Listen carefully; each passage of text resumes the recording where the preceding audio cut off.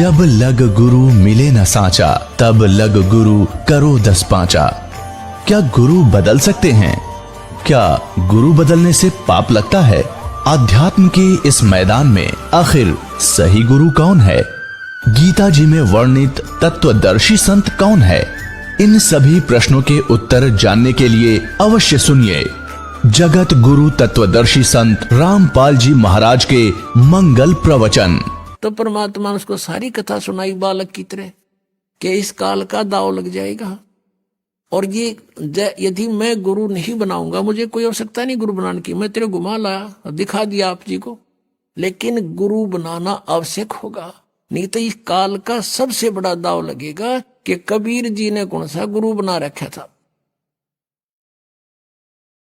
रामानंद जी की बहुत देर के बाद डांडस बंधा, हिम्मत हुई और कहा भगवान मुझे लज्जा बहुत आएगी जब मुझे गुरु कहोगे। स्वामी जी आप मेरी तरफ देखो, और ये आपके भाई बहन या काल के जाल में भयंकर कष्ट उठा रहे हैं, और इनकी तरफ देखो, मेरी आज्ञा का पालन करो। तब रामानंद जी ने स्वीकार कर लिया कि जो आज्ञा आपकी होगी वही करूंगा। तो ऐसे रामानंद जी परमात्मा के गुरु रूप में विराजमान रहे। कहते हैं रामानंद से लक्ष्य गुरु, तारे शिष्य के भाव, शिष्य चेलों की गिनती नहीं जो पद में रहे समय। कि रामानंद जी जैसे लाखों गुरु, तारे शिष्य के भाव, उनके शिष्य बनकर उनका बेड़ा पार कर दिया। और चेला की तो गिनती नहीं जो पद में रहे समाये, जो विधिवत साधना करेंगे तो उनको तो आप बहुत आसानी से पार करेंगे। तो कहने का भाव ये है, आज का जो टॉपिक है, वो जो विषय है सत्संग का, गुरु बिन माला फेरते, गुरु बिन देते दान, गुरु बिन दोनों निष्फल हैं, चाहे पूछो वेद पुराण। अब भगवान बताते हैं कि गुरु के बिना जो साधना करते हैं, झूठे गुरु भी बन जाते हैं वो। अब गरीबदास जी कहते हैं जब परमात्मा से परिचित हुए, सतगुरु पुरुष कबीर हैं ये चारों युग परवाने, वो झूठे गुरुआ मर गए भाई हो गए भूत मसान। एक कबीर परमेश्वर ने छोड़कर इस पृथ्वी पर कोई गुरु नहीं। और जो मनमुखी गुरु बने हुए थे, कहते वो मसान भूत बन गए शमशान पर जा करके। अब क्या बताते हैं, सतगुरु पुरुष कबीर हैं चारों युग परवान, और झूठे गुरु अमर गे वो हो गए भूत बसान। कबीर परमेश्वर चारों युगों में प्रमाण इस मालिक के आने का। सतयुग में सत सुकृत नाम से, त्रेता में मुनिंदर ऋषि नाम से, द्वापर में करुणा में नाम से, और कलयुग में कबीर नाम से वो परमात्मा चारों युगों में सहस्री आए हैं, सी स्वरूप धारण किया, फिर लीला करते हुए बड़े हुए। तो वो लीला प्रत्येक युग में ऐसा ही करते हैं, और फिर अपना ज्ञान प्रचार करते हैं अपनी प्यारी आत्माओं को, और सूक्ष्म वेद को लिखवा कर चले जाते हैं। सच्चिदानंद घन ब्रह्म की वाणी में अपने मुख से बोलकर उस अमृत व ज्ञान को वो स्वयं ही प्रदान करते हैं। अपने आत्माओं, ये राधा स्वामी पंथ है, आगरा से ये चला है, और उस इनके परम धनी का नाम है श्री शिवदयाल जी। इसको परम हजूर, परम धनी, राधा स्वामी, पता नहीं कितने नामों से, ये उपमात्मक नामों से इनकी प्रशंसा करते हैं। और इनका कोई गुरु नहीं था, इनका कोई गुरु नहीं था। अभी आपने आदरणीय गरीबदास साहिब जी की वाणी सुनी है कि सतगुरु पुरुष कबीर हैं ये चारों युग प्रमाण, और ये झूठे गुरु अमर गे हो गए भूत मसान। अब एक समझदार न संकेत बहुत होता है। शिवदयाल जी इनके परम धनी हैं। किन किन के? इस व्यास डेरे वाले श्री जयमल सिंह जी के गुरु भी शिवदयाल जी थे। और उधर से मथुरा के अंदर एक जय गुरुदेव पंथ चला है, वो भी यही 5 नाम देते हैं। ये ओंकार, अरंकार, ज्योत निरंजन सोहम और सतनाम। और ये भी उस शिवदयाल जी के ही लिंक है, वहीं से आगरा से निकला ये भी। और इधर से ये सच्चा सौदा सिरसा के अंदर जो श्री खेमामल जी, जिनको बिलोचिस्तानी शाह मस्ताना भी कहते थे, उनसे वहां पंचशिला, वो भी श्री सावन सिंह जी के शिष्य थे। ब्यास डेरा में जयमल सिंह जी के उत्तराधिकारी हुए हैं श्री जयमल सिंह जी। और श्री जयमल सिंह जी ने कोई आदेश नहीं दिया इस खेमामल जी को, बिलोचिस्तानी शाह मस्ताना को, जिसने सच्चा सौदा सिरसा में लठगाड़ दिया डेरे का। यह पहली बात तो शिवदयाल जी का कोई गुरु नहीं, वो ये भूत बना, अभी दिखाऊंगा आपको। और फिर जगमाल वाली भी सच्चा सौदा सिरसा से ही गई हुई एक ब्रांच है, जिसको गद्दी नहीं मिली उसने न्यारा चमटा गाड़ दिया। जैसे सावन सिंह जी ने सन 1948 में जगत सिंह जी को उत्तराधिकारी बना दिया। और ये सच्चा सौदा सिरसा वाले कहते हैं कि सावन सिंह जी ने उनको आदेश दे दिया था, और तब वो नाम देने लग गए थे। कौन? खेमामल जी। ये इनकी बिल्कुल झूठ है। दिखाता हूं थोड़ी सी झलक इनकी।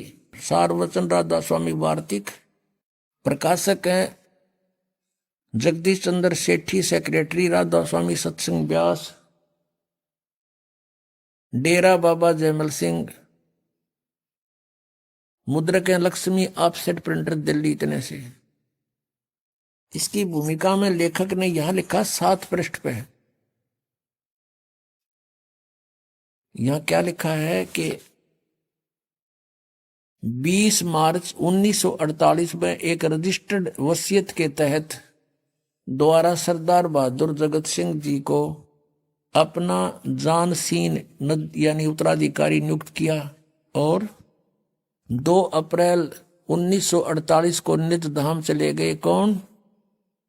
हजूर महाराज सावन सिंह जी का जन्म 20 जुलाई 1858 में ग्राम जाटान जिला लुधियाना में हुआ।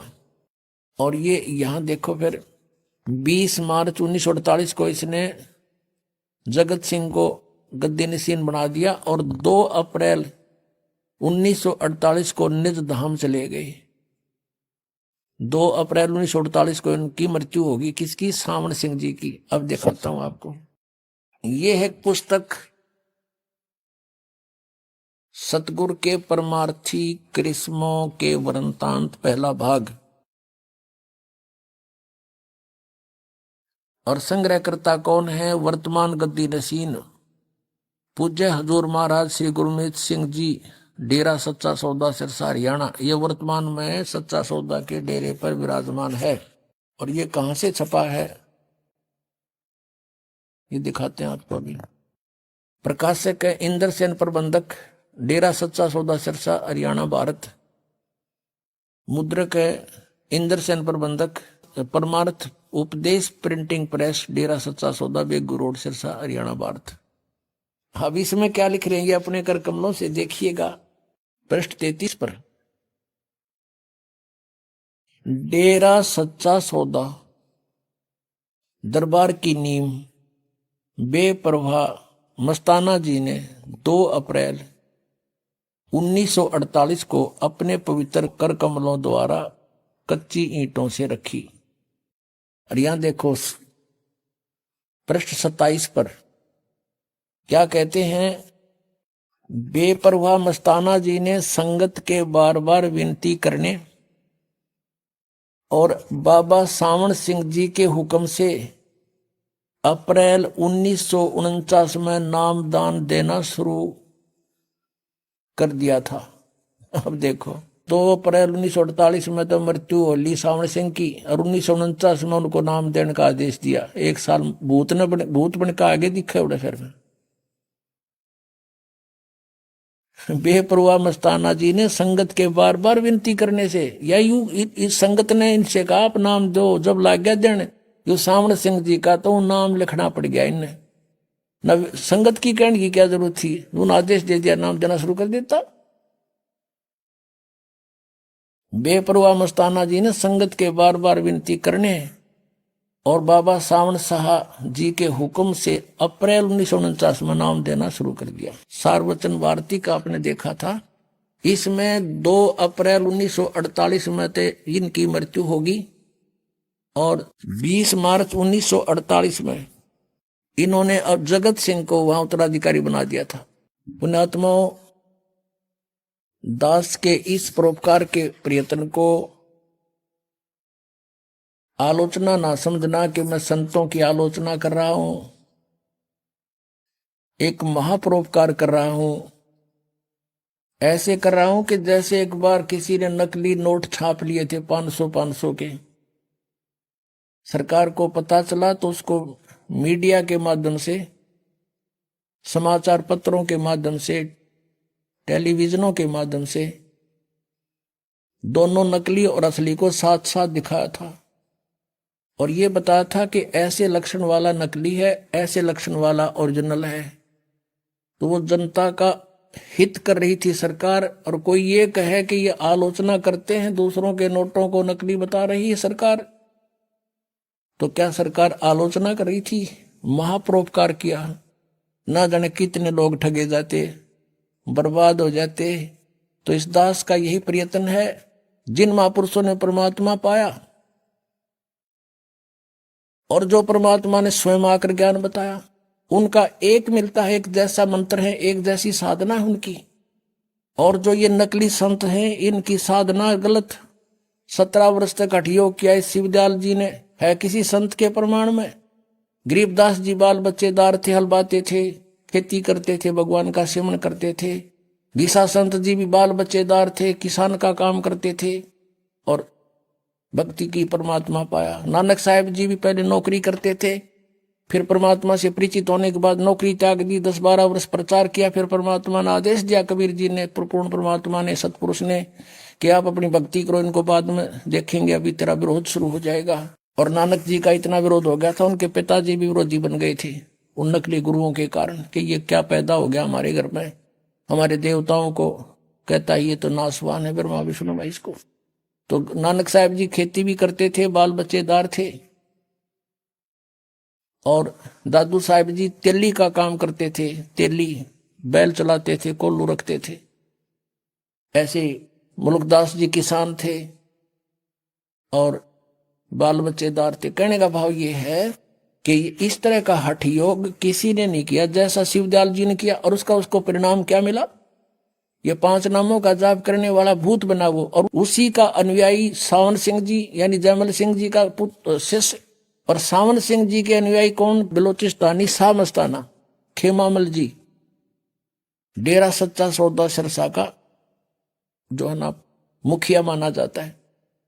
और उसको सावन सिंह का भी आदेश नहीं, नाम 3 बदल लिए, सतपुरुष और अकाल मूर्त और शब्द स्वरूपी राम, यूं कहने के लिए कि जनता न्यू ना कहेगी काल के नाम जप रहे हो तुम। अब उसको क्या परिणाम मिला? किसको? बलोचिस्तानी शाह मस्ताना, फाउंडर ऑफ द सच्चा सौदा सिरसा, उसके प्रवर्तक का क्या बना? अब दिखाता हूं, देखो। यही पुस्तक है सतगुरु के परमार्थी कृष्णों के वृंतांत, पहला भाग। और इसके लिखने वाले कौन हैं? जो वर्तमान में सच्चा सौदा सिरसा के गद्दी नशीन है, परम हजूर महाराज श्री गुरमीत सिंह जी। यहां देखिएगा, पृष्ठ 31 है ये। बेपरवाह जी वहां के एक प्रेमी की कार में बैठकर और पहाड़गंज में एक डॉक्टर की दुकान पर चले गए। वो बीमार हो गए थे, ठंड लग गई थी उसके पीछे, काफी लंबा वर्णन है, हम थोड़ा सा सुनाएंगे आपको। आप जी के साथ सिरसा शहर का प्रेमी गोविंद मदान और 3-4 और प्रेमी थे। अब आगे चलते हैं। इतने में डॉक्टर ने हुक्म के अनुसार बेपरवाह जी के इंजेक्शन लगा दिया और उसके साथ ही आप वहीं बेंच पर लेट गए। यानी वो बेपरवाह जी, खेमामल जी बेंच पर लेट गए इंजेक्शन लगते ही, और तलियों की जलन का बहाना करके धन धन सतगुरु का नारा लगा दिया। अर्थात 18 अप्रैल 1960 को सुबह 10:15 पर अपना पंच भौतिक शरीर छोड़ दिया, छोड़कर अनामी देश में जा समाये। इंजेक्शन रिएक्शन हो गया इसका, और इंजेक्शन रिएक्शन से मृत्यु होगी 10 मिनट में इसकी, और वहां से इसको उठाकर फिर नौकानामी देश में जा समाये। यह दृश्य देखकर डॉक्टर के पसीने छूट गए। वह बहुत चक्का रह गया कि अब क्या होगा, बाबा जी के अनुयायियों से बर्बाद कर देंगे, उस पर कत्ल का इल्जाम लगाकर अदालत में सजा करवाएंगे। उसे अब कुछ भी नहीं सूझ रहा था, वह अब क्या करे। अब ज्यादा ना पढ़े, बाकी तुम पढ़ लियो, लेकर इनके पास बहुत मिल जाएंगी। इसमें और बहुत ऐसे रहस्य हैं इनके कि ये सारे ब्रह्मटी होकर मरे।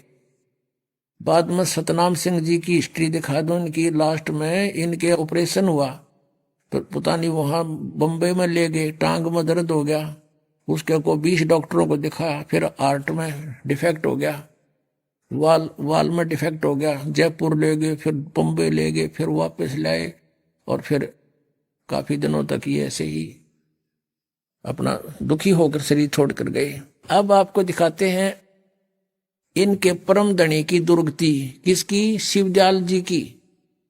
अब पुण्यात्माओं कहते हैं अब जड़ के मूल जो इनका है उसी के विषय में जानकारी होने से आराम से समझ में आ जाएगी आपके कि बाकी जो दूसरे इसके अनुयायी हैं वो कहाँ जाएंगे। जैसे ये एक जय गुरुदेव पंथ है मथुरा में, और वो भी आगरा से शिवदयाल जी के ही शिष्य के शिष्य ऐसे परंपरा, जैसे जयमल सिंह जी ने ब्यास में डेरा बना दिया, और उसने जय गुरुदेव पंथ वाले ने वहां मथुरा में तुलसी साहेब बोल रहे हैं उसको, उनका शुभ नाम तुलसी साहेब, वर्तमान में जो वहां बैठे हैं गद्दी पे मथुरा में। तो उनसे किसी ने प्रश्न किया कि पूरे गुरु की क्या पहचान है, तो उत्तर देते हैं तुलसी साहेब जी ने कहा अपने शिष्य को जो पास में बैठा था कि बता दे, बोल दे सारी कहानी हमारे बारे में।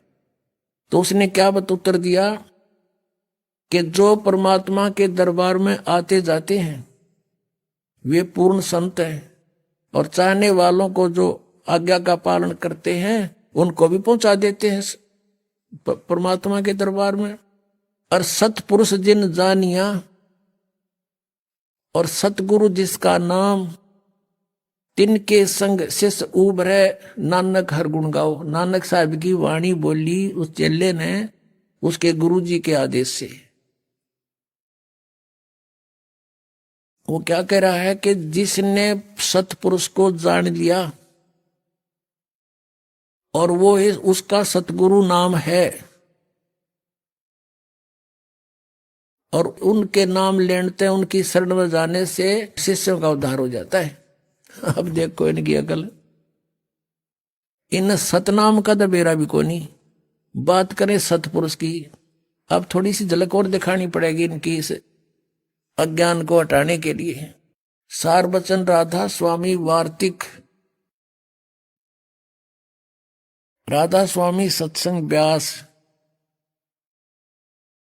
और ये कहां से छपी है, कौन इसका प्रकाशक? जगदीश चंद्र सेठी सेक्रेटरी, राधा स्वामी सत्संग व्यास, डेरा बाबा जयमल सिंह, और ये मुद्रक है लक्ष्मी ऑफसेट प्रिंटर्स दिल्ली। इसकी भूमिका में क्या लिखा है ये पढ़ने वाला है कि सार वचन राधा स्वामी वार्तिक स्वामी जी महाराज के वचनों का संग्रह है। किसका? शिवदयाल जी का। ये वचन सत्संगों तथा अन्य चर्चाओं के दौरान सत्संगियों ने नोट किए थे।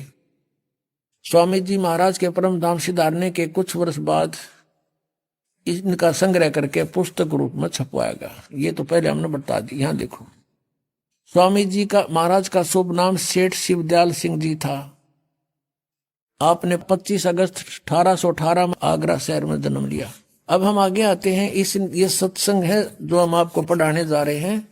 श्री शिवदयाल जी के वचन सत्संगा में राधा स्वामी दयाल की दया, खुलासा उपदेश हजूर राधा स्वामी साहिब का वचन अब ये दफा 1, सिर्फ काम इतना है कि इंसान यानी मनुष्य अपनी सूरत यानी रूह को उसके खजाने और निकास यानी मुकाम सतनाम और राधा स्वामी में पहुंचाए। यहां सतनाम को मुकाम बता रहे हैं, स्थान, मुकाम माने स्थान, सतनाम स्थान, सतनाम में मुकाम को से स्थान को। अब यहां सतनाम को स्थान सिद्ध कर रहे हैं, मुकाम सतनाम यानी स्थान सतनाम, राधा स्वामी भी स्थान पहुंचावे। ये सारवतन वार्तिक भाग पहला। अब 14 पृष्ठ पे पढ़ा हमने, 13-14 पे। अब नीचे क्या है कि जितने आचार्य महात्मा और अवतार पैगंबर हर एक मजहब में हुए, वे अपने अभ्यास के जोर से अंतर की तरफ मुकाम असली के चले। सिर्फ संत मंजिल 5वीं यानी सतनाम पर, यह मंजिल फिर सतनाम स्थान बता दिया इन्होंने, मंजिल माने स्थान, सतनाम स्थान।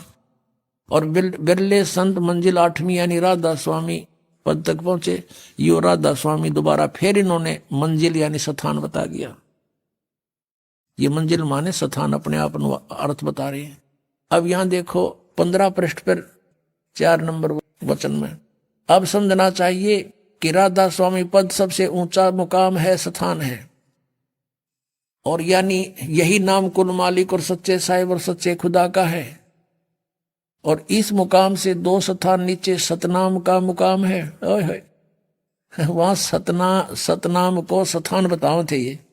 अरीब कहते हैं सतनाम यानी स्थान का स्थान है कि जिसको संतों ने सतलोक, सचखंड और सार शब्द और सत शब्द और सतनाम और सतपुरुष करके बयान किया है। ये सतनाम की डेफिनेशन है इनकी। ये सतनाम में ना समझ मारा इनके, इन्हों कहे सतनाम को सतलोक भी कहा है, सचखंड भी कहा है, सार शब्द भी सतनाम को कहा है, सत शब्द भी सतनाम को, सतनाम भी सतनाम को, और सतपुरुष भी सतनाम को। अब ये जय गुरुदेव वाला तुलसी साहिब वर्तमान गद्दी नसीन है, उसके विचारों को, उसके आदेश से वही ये कौन उनका शिष्य बता रहा है कि सतगुरु वही है जिसने सतपुरुष जान दिया। सतपुरुष जिन्हें जानिया सतगुरु जा का नाम। इस शिवदयाल जी ने सतपुरुष ना जाना तो तुलसी साहब जी को जान देंगे उस सतपुरुष ने। तो इससे सिद्ध है कि ना तो शिवदयाल जी ने सतपुरुष जाना, वो सतनाम को सतपुरुष कहे, और किता उस सतनाम ने स्थान बतावे। सार नाम भी सतनाम, सार शब्द भी सतनाम, सचखंड भी सतनाम और सतपुरुष भी सतनाम। तो ये पूरे गुरु के लक्षण है।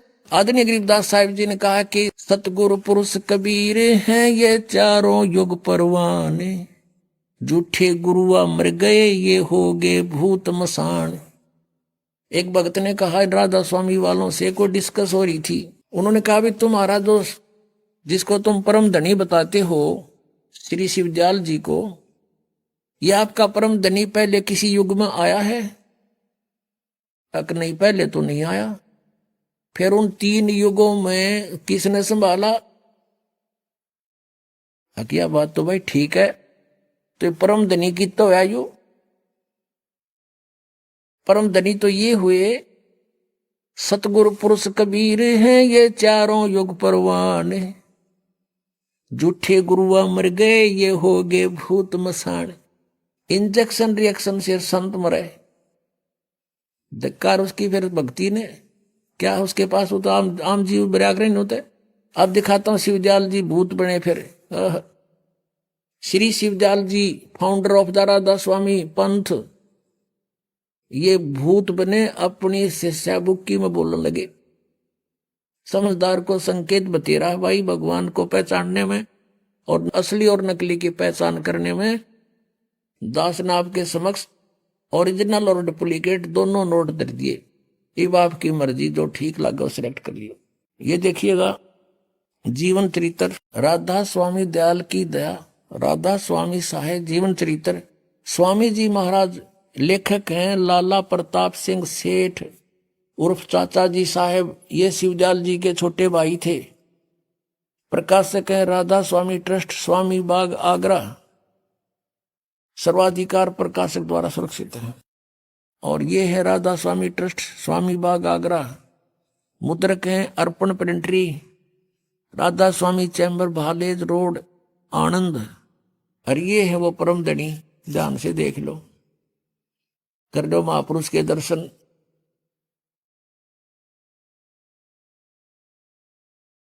ये है परम पुरुष पूर्ण धनी अजूर स्वामी जी महाराज। अब देखो इसके हम चलते हैं प्रश्न नंबर। इनका कोई गुरु नहीं था, पहले तो ये स्पष्ट करते हैं। ये देखिएगा, जीवन चरित्र स्वामी जी महाराज का है 28 पृष्ठ पे। स्वामी जी महाराज का कोई गुरु नहीं था और न किसी से उन्होंने परमार्थ का उपदेश लिया। अब गुरु बिन माला फेरते, गुरु बिन देते दान, गुरु बिन दोनों निष्फल है, पूछो वेद पुराण, ये परमात्मा का आदेश है, देखना इसकी क्या दुर्गति हुई। अब आते हैं पृष्ठ 78 पे। पृष्ठ 78 पर जीवन चरित्र। अब 71 नंबर वचन है इनके। गीता कैसे वचन है, 125 वर्ष 150 वर्ष से चल रहे हैं ये, न्यू के न्यू ना सोचियो कि ताजा बने आइयो। अब बुक्की जी का कि जो शिब्बो जी की छोटी बहन थी, थोड़ा सा हाल लिखा जाता है। यह शिब्बो जी के कुछ अरसे बाद स्वामी जी महाराज के चरणों में आई थी। जब इन्होंने कुछ दिन सत्संग किया और वचन स्वामी जी महाराज के सुने और वे वचन हृदय में समा गए, तब इनके प्रेम की हालत अजीब थी। जब स्वामी जी महाराज वचन या अर्थ पोथियों का करते, तब इनकी आंखें सुरख अंगारा सी हो जाती थी। इस बुक्की में पहले भी भूत था। ये भूत प्रवेश प्राणी के लक्षण होते हैं और आंसू बार बार टपकते रहते थे। बहुत देर तक यानी घंटों तक उन वचनों का नशा बना रहता था। जब स्वामी जी महाराज कथा से फुर्सत पाकर हुक्का पीते थे, या और कसर रहेगी परम धनी की, हुक्का पीते थे या अभ्यास का रस लेते थे या कथा करने बैठते थे, तो बुक्की जी महाराज के चरणों का अंगूठा मुंह में रखे हुए घंटों चरणामृत का रस लेती रहती थी। और जब कोई मत्था टेकने के वास्ते हटाना चाहता तो वे चरण नहीं छोड़ना चाहती थी। तब मत्था टेकने वाले से कह दिया जाता था कि तुम दूसरे चरण पर मत्था टेक लो और उस प्यासी को मत हटाओ। अब ये राधा स्वामी वाले ये भी कहा करेंगे पूरे गुरु की भी पहचान है, वो मत्था ना टेकवाता। हरियो थारा परम धनी भी मत्था टेकवा था।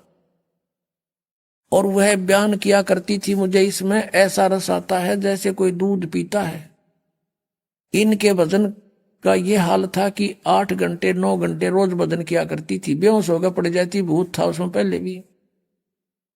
इनको स्वामी जी महाराज के दर्शनों का पूरा आधार हो गया था। अब दर्शन के रह गए, सामने बैठा और दर्शन की तो होंगे इसको। अब सूरत भी ऊंचे देश में पहुंचती थी। कौन से देश में बताइए, सतनाम गए न बेराना। ये न्यो मूर्ख बना रहे हैं। जब स्वामी जी महाराज अंतर्ध्यान हुए तब बुक्की जी की यह कैफियत हुई कि दिन रात बेहोश पड़ी रहती थी। स्वामी जी की मृत्यु के बाद या फिर भूत उसमें प्रवेश रहा और 2-2 दिन हाजत जरूरी को भी रफा करने नहीं जाती थी, फ्रेश होने भी नहीं जाती थी। और सूरत स्वामी जी महाराज के चरणों में लगी रहती थी। करीब 1.5 महीने तक यह हाल रहा। सबको खौफ हुआ कि शायद इनकी देह छूट जावे। तब स्वामी जी महाराज ने इनको दर्शन दिए और फरमाया कि जिस तरह तुम सेवा पेशतर किया करती थी उसी तरह से करो। वो भूत बन गया इनका परम धनी और बुक्की में आके बढ़ गया, प्रवेश कर गया। 1.25 महीने तक इसकी देह ड्यूटी होगी तपस्या पर सारा घूम घाम के। फिर उसी रोज से बुक्की जी अब आके बोला कि रोटी बना उसी तरह, और मैं खाऊंगा बुक्की में बढ़ के, उसी तरह से करो। और फिर उसी रोज क्या कहा, करीब 1.5 महीने के ये हाल रहा। सबको खौफ हुआ कि शायद इनकी देह छूट जावे। तब स्वामी जी महाराज ने इनको दर्शन दिए और फरमाया कि जिस तरह तुम सेवा पेशतर किया करती थी उसी तरह से करो। और फिर उसी रोज से बुक्की जी भोग भी तैयार करती थी और मेरे पन्नी गली के मकान पर पहले दस्तूर के माफिक पलंग बिछाती और हुक्का भरती थी। वह पलंग अभी तक बिछा रहता है। गर्ज की जिस तरह से की पेशतर सेवा किया करती थी, वो जीते जी सेवा करा करती थी। स्वामी जी की रोटी बनाया करती, हुक्का भर के दिया करती, वो पिया करता। उसी तरह से कुल काम करने लगी और स्वामी जी महाराज उनको ध्यान के समय में प्रगट दर्शन देते और कुल सेवा उसी तरह कबूल फरमाते थे। आय हाय, नौके ध्यान के समय में वो भूत आ जाता, रोटी खाता और हुक्का पीता बुक्की के माध्यम से। नौके कुल सेवा उसी तरह कबूल फरमाते थे जैसा कि अंतर ध्यान होने से पेशतर यानी पहले करते थे।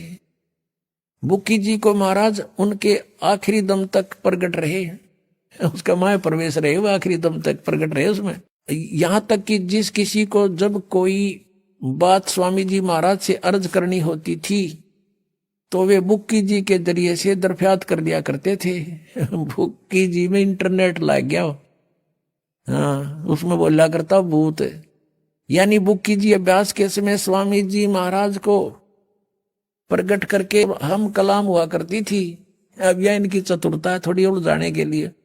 इस नियाजमंद को भी जब कभी भीड़ के समय पर घबराहट होती थी यानी कोई मुसीबत आ जाती थी, लेखक प्रताप सिंह उसका छोटा भाई कह रहा शिवदयाल जी का कि किसी तरह से अकल काम नहीं देती थी, तब बुक्की जी के जरिए से उस इंटरनेट न खोल लेता जाके, तब बुक्की जी के जरिए से स्वामी जी महाराज का हुक्म लिया करता था और जैसा हुक्म होता था उसी तरह मुआफिक बंदा कारबंद होता था। बुक्की जी का फरियाद लगाते, बुक्की में बैठा था भूत, वो जैसे उनको बता देता कहते उसी तरह हम क्या करते थे। शिवदयाल जी का जीवन चरित्र का लेखक उसका छोटा भाई प्रताप सिंह है, वो कहता है कि जब मेरे ऊपर कोई मुसीबत आ जाती थी तो बुक्की जी में जाकर इंटरनेट ऑन कर लेता था, अर्ज करता था और उसमें वो भूत बोला शिवदयाल जी इनका परम धनी ने कहता जो आदेश होता वो स्वीकार करता था। और इसी तरह कहते हैं राय साहब सालेग्राम जिसने राधा स्वामी पंथ का चमटा अलग से गड्ढा बताए हैं, वो भी बुक्की जी का गा जोड़ कर 3-4 बार उसने भी प्रार्थना की थी। ये देखिएगा। अब हम फिर आते हैं जीवन चरित्र पढ़ रहे हैं स्वामी जी महाराज का। यहां देखिएगा, यहां तक हम आ चुके हैं कि वो लेखक कहता है कि जब नियाजमंद को जब भीड़ के समय में घबराहट होती थी तो बुक्की जी शर्त किया करता था, तो बुक्की जी के जरिए से स्वामी जी महाराज का हुक्म लिया करता था और जैसा हुक्म होता था उसी के मुआफिक बंदा कारबंद होता था, उसी तरह करता था। इसी तरह से राय साहब ने ये सालेग्राम बोल रहे हैं जिसने भी मौज की थी, बुक्की जी के जरिए से 2-4 बार हुक्म हासिल किए थे। यानी बुक्की में भूत बोल रहा था शिवदयाल जी और ये उस तो प्रार्थना कर दो कि मैं एंडमेंट पहले की तरह बता देता। अपना आत्माओं एक भक्त बतावा था, राधा स्वामी पंथ का अनुयायी था, फिर इधर आ गया था। वो कहता मैं तो अनुयायी नहीं बना था, मेरा चाचा था सगा काका और राधा स्वामी पंथ से को 25 वर्ष से नाम ले रखा था और सुबह शाम काफी देर तक बिल्कुल ऊपर चादर डाल के और ऐसे बैठ जाता था, टस से मस नहीं होता था 2-2 ढाई घंटे प्रतिदिन। और वो चूरमा का लाड़ा था, चूरमा बहुत खाया करता। उसकी फिर मृत्यु होगी, हुक्का भी पिया करता, बीड़ी बैड़ी पीता था। यह तो इनका दादा लाई है शिवजाला हुक्का पीवा इनका। परमात्मा कहते हैं भांग तमाकू छोतरा आफू और शराब कबीर कौन करे बंदगी ये तो करें खराब, अमल आहारी आत्मा कदी ना पावे पार, कह कबीर विचार कर त्यागो इन्हें विचार। और ये हुक्का पीवे। अब क्या हुआ वो बता रहा है कि मेरे चाचा जी की मृत्यु होगी। मृत्यु के बाद अपनी पुत्र वधू में आके बोलने लग गया, वह पड़ जाए बेहोश होके, फिर थोड़ी देर में खड़ा हो उठे और न्यू कह मैं तुम्हारा चाचा बोल रहा हूं और चूरमा बनाओ। अब चूरमा बनावे, चूरमा खावे, न्यू कह बीड़ी लाओ। वो बीड़ी पीने लगी वो लड़की उसकी पुत्र वधू। अब बड़ा और कई बार जैसे छोटा मोटा कोई ऐसा काम भी बता देता था कि तुम्हारा ऐसे नुकसान हो जाएगा ऐसा कर लो, तो कहते वो हमारा उसने 1-2 बार पहले ऐसा भी बता दिया जिससे हमारी कुछ हानि भी टल गई। लेकिन वो रोजाना वो उसकी पुत्र वधू कोई काम नहीं कर पावे, कति दुखी हो गए। वो उसके मां पड़ा रहे, वह बेहोश पड़ी रहे, उठे जो चूरमा मांगे के बीड़ी मांगे। और वह पहले बीड़ी नहीं पीती थी, वो चाचा का उसमें प्रवेश हो गया तो बीड़ी भी पीने लगी। और यही दशा बुक्की में प्रवेश शिवदयाल जी की है, उस परम धनी राधा स्वामी जी पंथ के प्रवर्तक की। बुक्की जी पहला बीड़ी नहीं पीवा थी, हुक्का नहीं पिया करती, वो उसमें आ गया, सुरमा बना हुआ है आप पर बुक्की के माध्यम से। और पलंग पर बैठ के वो नौका ने उसका भ्रम कि तू आज भी संत है, और चूरमा खा और ऊपर तो हुक्का पीवा, गरुड़ गरुड़ बुक्की पीवा, वो भीतर भूत बैठा उसमें। अब वो बता रहा था कि हमने आपका नाम ले लिया, यहाँ देखा बहुत सुख हो रहे हैं, तो हम उसको भी लाए, उसकी पुत्र वधू को, उन्होंने उपदेश लिया। अब उस चाचा तो पीछा छूटा भूत तय, अब पता नहीं कहाँ गया वो। तो पुण्यात्माओं, दास आपको को अपनी तरफ से बात बनाकर नहीं कह रहा, उन महापुरुषों के विचार व्यक्त कर रहा हूं कि जिन्होंने भगवान पाया उन्होंने कौन से मंत्र जाप किए। और ये 5 नाम जाप करने वाले और 3 नाम सतपुरुष, अकाल मूर्त, शब्द स्वरूपी राम आदि ये नाम जाप करने वाले, इंजेक्शन रिएक्शन से मृत्यु, और ये भूत बनकर बुक्की में प्रवेश हो गया।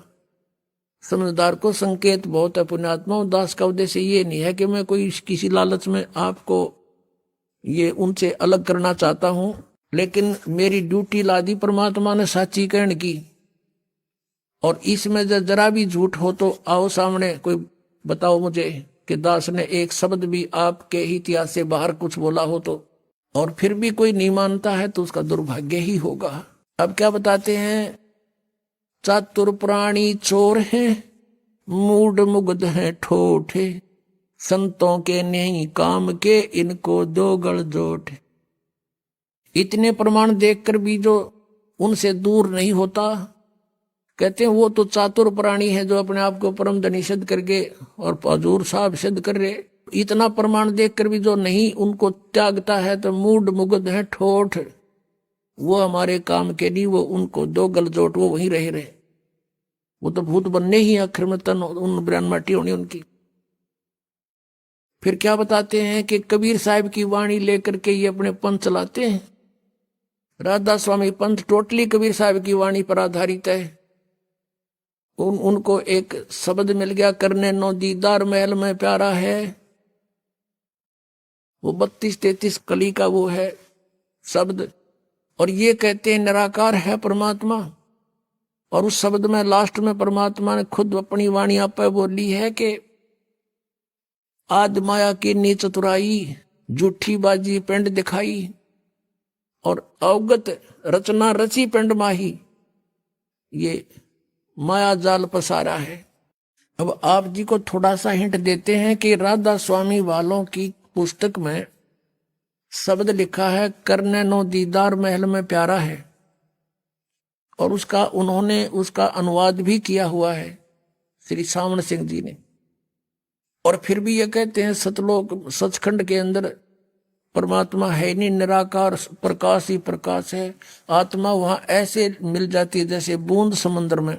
और परमेश्वर की वाणी पढ़ते हैं और फिर भी इसका अनुवाद गलत करते हैं, और फिर अपनी सिद्धांत को उसी को सत्य मानते हैं। परमात्मा की वाणी के विपरीत उनका विधान है। देखिएगा क्या बताते हैं। अब समय थोड़ा है, बहुत लंबा शब्द है, लेकिन हम थोड़ा सा लास्ट का हिंट लेते हैं। अपना आवश्यक जो विवरण है कि सतलोक में जब जीव पहुंच जाता है साधक, तो वहां क्या होता है कि 16 बानु हंस को रूपा।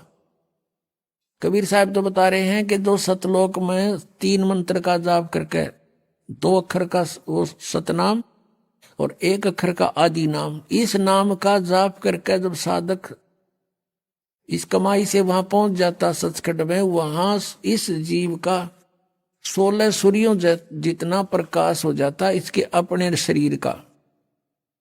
16 बानु हंस को रूपा, बीना सत बजे अनूपा, अंसा करत संवर सिर भूपा। वो सतपुरुष दरबारा है। वहां जाने के बाद जीव इस आत्मा का, इस जीव का हंस रूप हो जाता है। 16 सूर्य जितना उसका रोशनी बन जाती है। और वहां भूप यानी अपने राजा, अपने परमात्मा के ऊपर चंवर करता है वहां जाकर के प्राणी। यदि सतलोक में सतपुरुष साकार नहीं है, मनुष्य दृश्य ना होता, तो चंवर किस पर करते हुए? परमात्मा ने अपना भेद बता रखा है, इनके अज्ञानिया का समझ में भी ना, या वाणी भी ना समझी राधा स्वामी जी के गुरुआ ने। सोडस बानु हंस को रूपा, बीना सत धुन बजे अनुपा, अंसा करत चंवर सिर भूपा। अर्थ वो सतपुरुष दरबारा है, वो सतपुरुष का दरबार है, स्थान है। कोटि भानु उदय जो होई, यानी सतपुरुष के एक रोमकूप में करोड़ सूर्य उदय हो रहे हो, एते ही पुनचंद खलोई, इतने ही चांद चंद्रमाओं की रोशनी दोनों की मिला दे तो भी कहते हैं पुरुष रोम सम एक न हुई। सतपुरुष के एक रोमकूप के बराबर भी उनकी शोभा नहीं, इतनी करोड़ सूर्य करोड़ चंद्रमा की। ऐसा पुरुष दीदारा है, ऐसा दर्शन है उस परमात्मा का। अब क्या बताते हैं, काया भेद किया निर्वारा, ये सब रचना पिंड मंझारा, और माया अवगत जाल पसारा, सो कारीगर भारा है।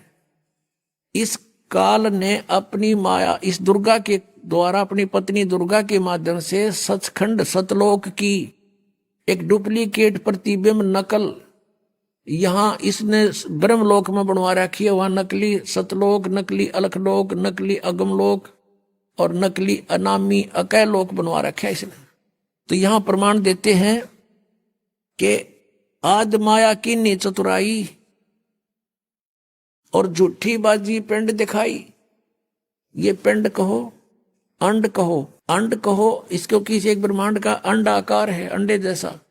और इस पिंड शरीर के अंदर कमल बने हुए, हमारे सारे कमल, उन कमलों में इस पूरे ब्रह्मांड में जहां जहां जो गतिविधि हो रही है इसमें विजिबल होती है। साधक के जब ये कमल खिल जाते हैं, मूल कमल, स्वाद चक्र, नाभि कमल, हृदय कमल, कंठ कमल, त्रिकुटी कमल और ये सारे सेंसरार कमल। और कहते हैं जैसे टेलीविजन में जहां भी प्रोग्राम चल रहा है उस टीवी के उस चैनल पर वहां का प्रोग्राम यहाँ टीवी में देख सकते हैं हम, ऐसे ही शरीर के अंदर इस ब्रह्मांड की जो भी है ब्रह्मांड का वो देख सकते हैं। ये धुन सुनते हैं इस पिंड में, शरीर में धुन सुनो। और परमात्मा कहते हैं इस अंड और पिंड के पार स्वदेश हमारा है। हमारा सतलोक तो सचखंड तो इस पिंड और अंड से पार है। तो वह धुन इसमें कैसे सुनेगी? इसमें जो भी सुन रही है सब काल की धुन सुन रही है, नकली सतलोक की, नकली सचखंड की, और वो सुगंध उठ रही है नकली इनकी यहाँ की। जैसे आदरणीय गरीबदास साहब ने कहा है कोई परले पार का जो भेद कहे जनकार का, उस असली धुन का कोई भेद बतानिया है यहाँ पर। उस परले पार कोई पहुंचा है, ये सतनाम मना समझ में रहे इनके। सतनाम सतपुरुष भी सतनाम, सार शब्द भी सतनाम, सतपुरुष सतनाम भी सतनाम, और सार शब्द भी सतनाम, सतलोक भी सतनाम, सतपुरुष भी सतनाम। बता, इन्होंने परमात्मा जान लिया। क्या इन्होंने परमात्मा पहचाना? कहते सतपुरुष जिन जानिया सतगुरु जा का नाम। तो ये सतगुरु भी कोई नहीं, सतपुरुष जाना ही नहीं, ये निराकार बतावे। और परमात्मा कहते वहां साकार है। अब क्या बताते हैं, शब्द विहंगम चाल हमारी, और कहे कभी सतगुरु दी तारी, खुले कपाट शब्द जनकारी, पिंड और अंड के पार स्वदेश हमारा है। इस पिंड और ये ब्रह्मांड इससे पार है हमारा सचखंड। और ये न्यूके है वहां परमात्मा है कोई नहीं। ये धुन सुनो, इसमें ये काल की धुन है सारी। अब गरीबदास साहब ने बताया है कि कोई है रे परले पार का जो भेद कहे जनकार का। कोई है रे परले पार का जो भेद कहे जनकार का। वाह रही गोरख, वाह रही दत्त, वाह रही दरु प्रहलाद। अर्थ वार माने उर्ली साइड में, इधर ही रहेगी उर्ली साइड में वार, और पार परली साइड में।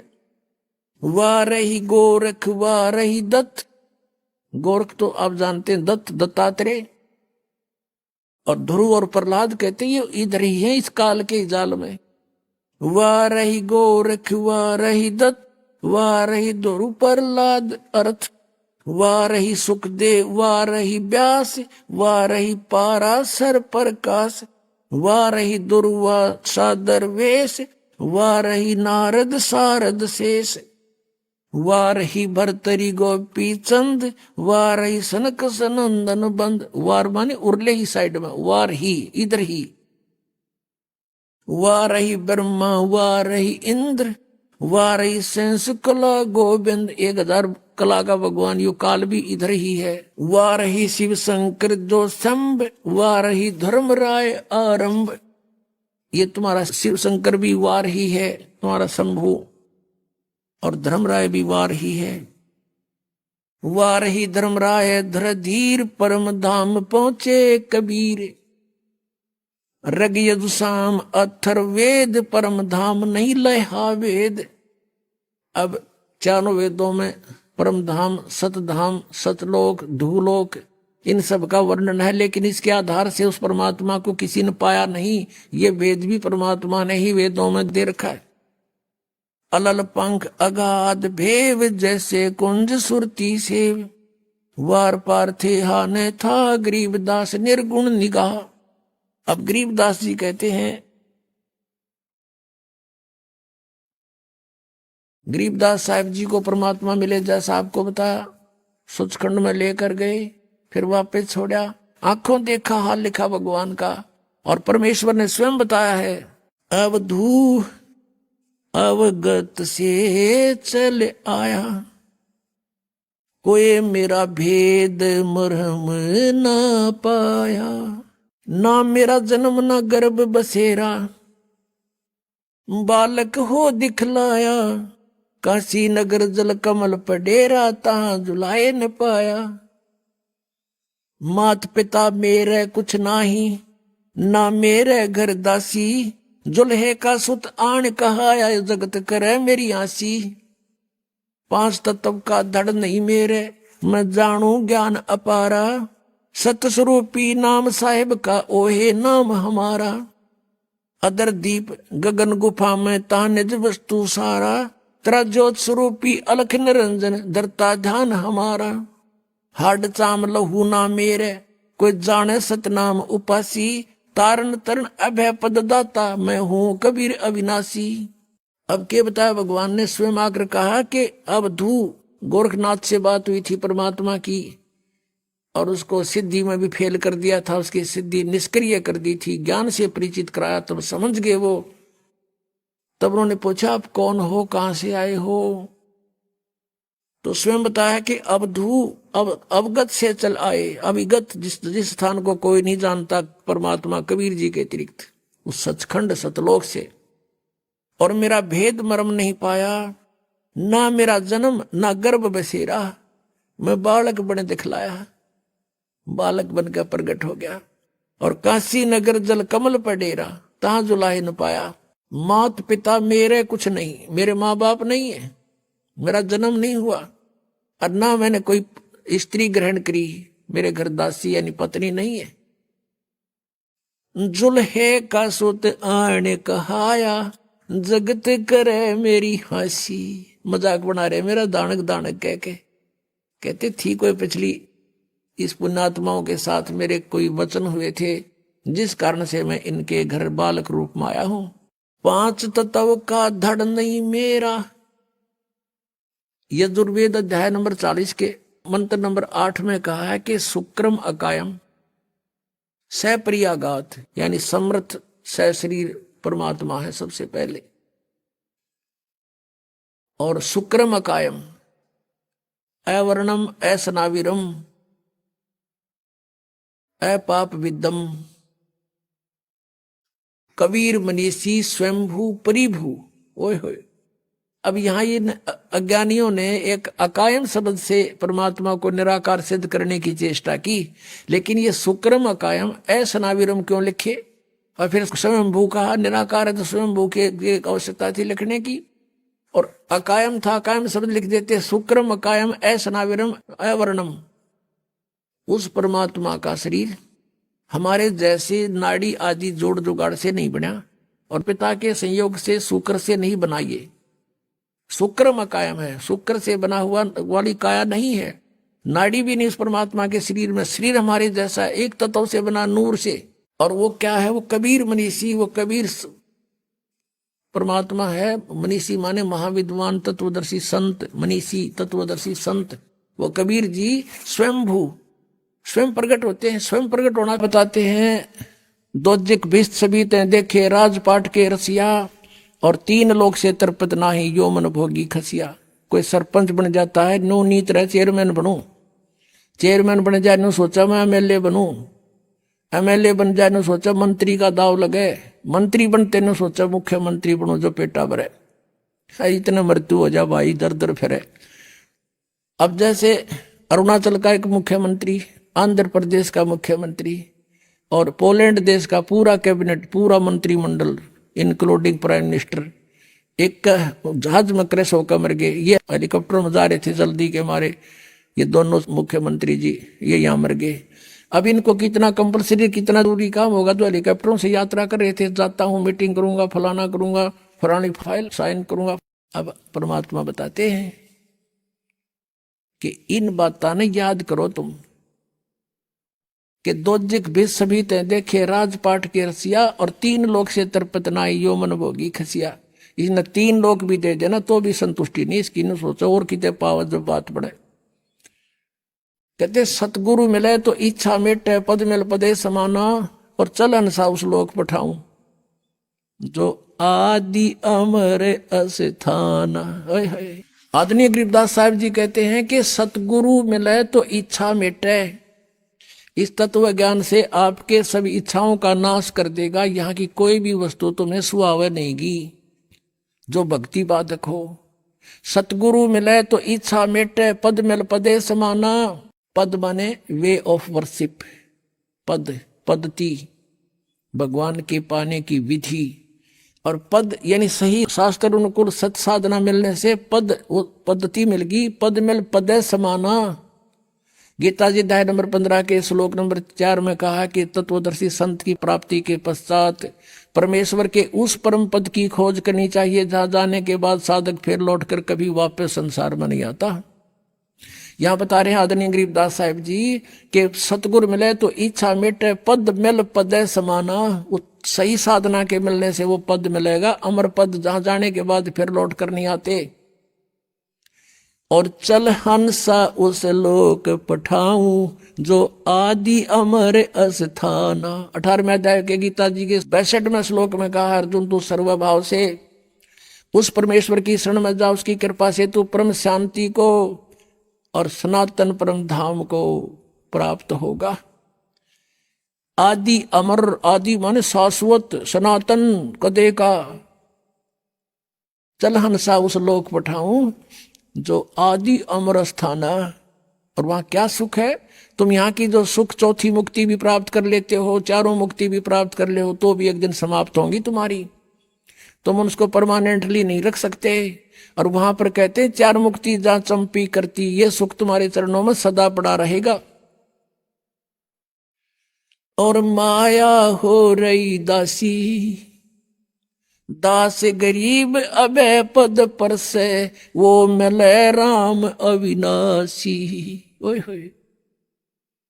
अब जहां से हम शुरू हुए थे कि जग सारा रो गया रे, जिन सतगुरु वेद न जाण्या, सग सारा रो गया रे। जन्म मरण का रोग लगा है, तृष्णा बडरी खांसी, आवागवन किया डोर गले में, पड़ी काल की फांसी। जग सारा रो गया रे, जिन सतगुरु वेद न जाण्या, जग सारा रो गया रे। फिर क्या बताते हैं? सार शब्द सर जीवन बूटी, गैस गैस अंग लगावे, कहे कबीर तुम सतकर मानो, ये जन्म मरण मिट जावे। सार शब्द सर जीवन बूटी, गैस गैस अंग लगावे, कहे कबीर तुम सतकर मानो, ये जन्म मरण मिट जावे। अब ये है वो पद, ये तीनों मंत्र का जो जाप आपको मिलेगा। और प्रथम ये 7 मंत्र दिए जाते हैं, फिर सतनाम 2 मंत्र का दिया जाता है।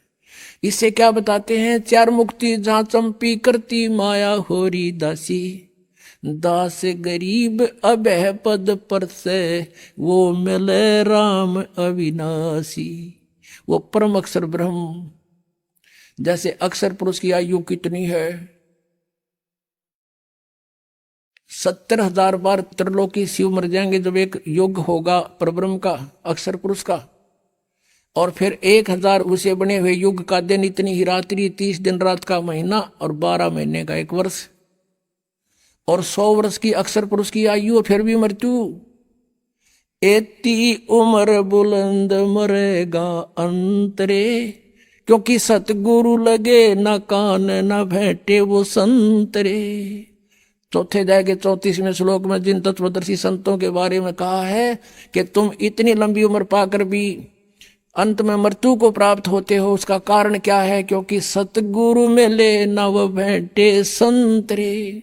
ऐसे संत भक्त नहीं मिले जो इन्हों बताओ कि आज के दिन बरवाड़ा के अंदर है जो कुछ है, और वो सतगुरु की शरण नहीं लेने से कहते फिर एती उम्र बुलंद, इतनी लंबी आयु होगी तो भी मृत्यु होगी, बिरान माटी जारी रहेगी।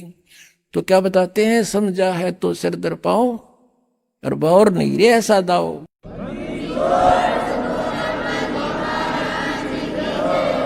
परम पिता परमात्मा पूर्ण ब्रह्म सारी सृष्टि के रचनहार कुल मालिक कबीर परमेश्वर जी की असीम रजा से आप सभी पुण्यात्माएं सत्संग सुनने के लिए उपस्थित हुए। धन्य है आपके माता पिता जिनसे जन्म हुआ, आपको ऐसे समय में मनुष्य जीवन प्राप्त हुआ जिसकी कोई कीमत नहीं लगाई जा सकती। वैसे तो सभी सद्ग्रंथों ने, सभी महापुरुष संतों ने मनुष्य जीवन को बहुमूल्य ही बताया है, लेकिन ये जो समय अब है कलयुग का, जो बिचली पीढ़ी बताई है परमात्मा ने, ये समय परमेश्वर ने ऐसा निर्धारित किया हुआ है कि प्रत्येक कलयुग में इसी समय में ये मोक्ष मार्ग खोला जाता है।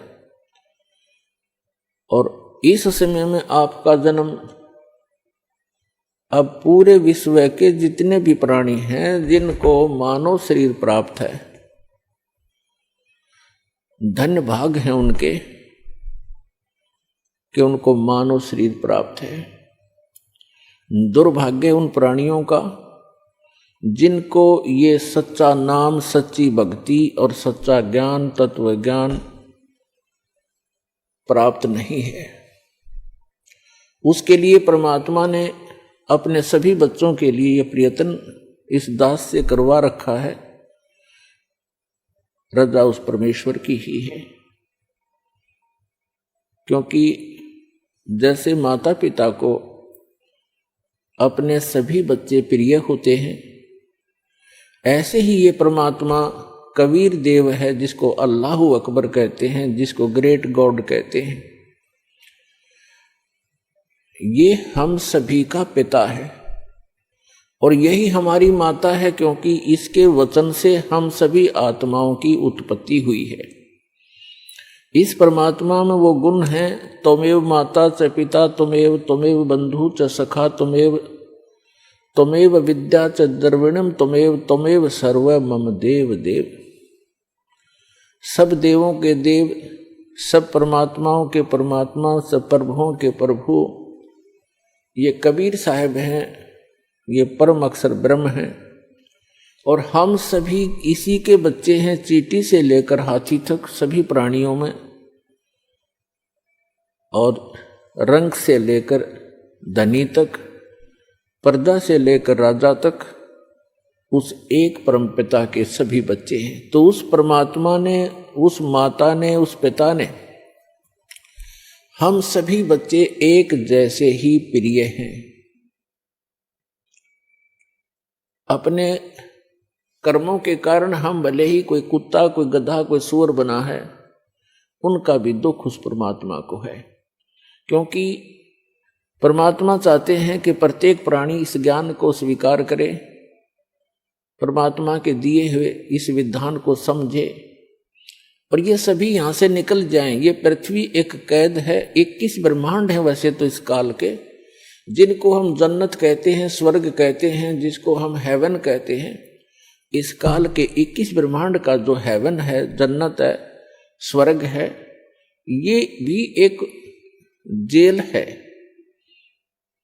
तीन लोक और भवन चतुर्दश सब ही जम की जेल रे, इस काल की जेल में है।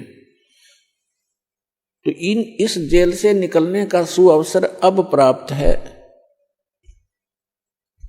और जो दास ये मार्ग भक्ति का आपको बता रहा है, ये गॉड गिवन है, कंप्लीट गॉड गिवन और कंप्लीट स्पिरिचुअल नॉलेज है। ये पूर्ण परमात्मा का दिया हुआ है, बताया हुआ है और संपूर्ण अध्यात्म ज्ञान है। और ज्ञान सब ज्ञान डी, कबीर ज्ञान सो ज्ञान, और जैसे गोला तोब का अब करता चले मैदान। तो पुण्यात्माओं, मानव शरीर बहुत ही अच्छी आत्माओं को, पुण्यकर्मी प्राणियों को प्राप्त होता है। हम अध्यात्म ज्ञान के अभाव से इस अनमोल मनुष्य जीवन को पशु पक्षियों जैसी क्रिया करके ही समाप्त कर जाते थे। और जो पुण्यात्माएं साधना करने की चेष्टा भी करते थे पूर्व जन्म की प्रेरणा से, उनको यथार्थ ज्ञान न होने से उन्होंने हजारों वर्षों तक साधनाएं की, तप किए, जप किए। उन्होंने वो साधनाएं शास्त्र विधि त्याग कर किसी लोक वेद के आधार से की, किसी की सुनी सुनाई की।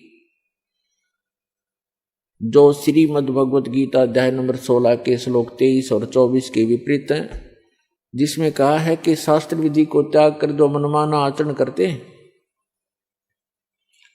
उनको न तो कोई सुख होता है और न ही उनकी गति होती है और न ही उनको कोई सिद्धि प्राप्त होती है, अर्थात व्यर्थ, यूजलेस। तो अभी तक हम यूजलेस साधना करते रहे। अब यूजफुल साधना हमारी अब प्रारंभ हो रही है। धन्य हो आप पूरे विश्व के प्राणी जो मानव शरीर प्राप्त हैं, और उनसे भी धन्य है जिनको ये मार्ग स्वीकार हो गया, ये भक्ति विधि मिल गई। तो उन पुण्यात्माओं में से आप हैं जिनको इस दास से दीक्षा प्राप्त है। आज विश्व का मानव अन्य प्राणियों से भी दुखी है, पशु पक्षियों से भी दुखी है, क्योंकि हमारे पूर्व जन्म के जो पुण्य थे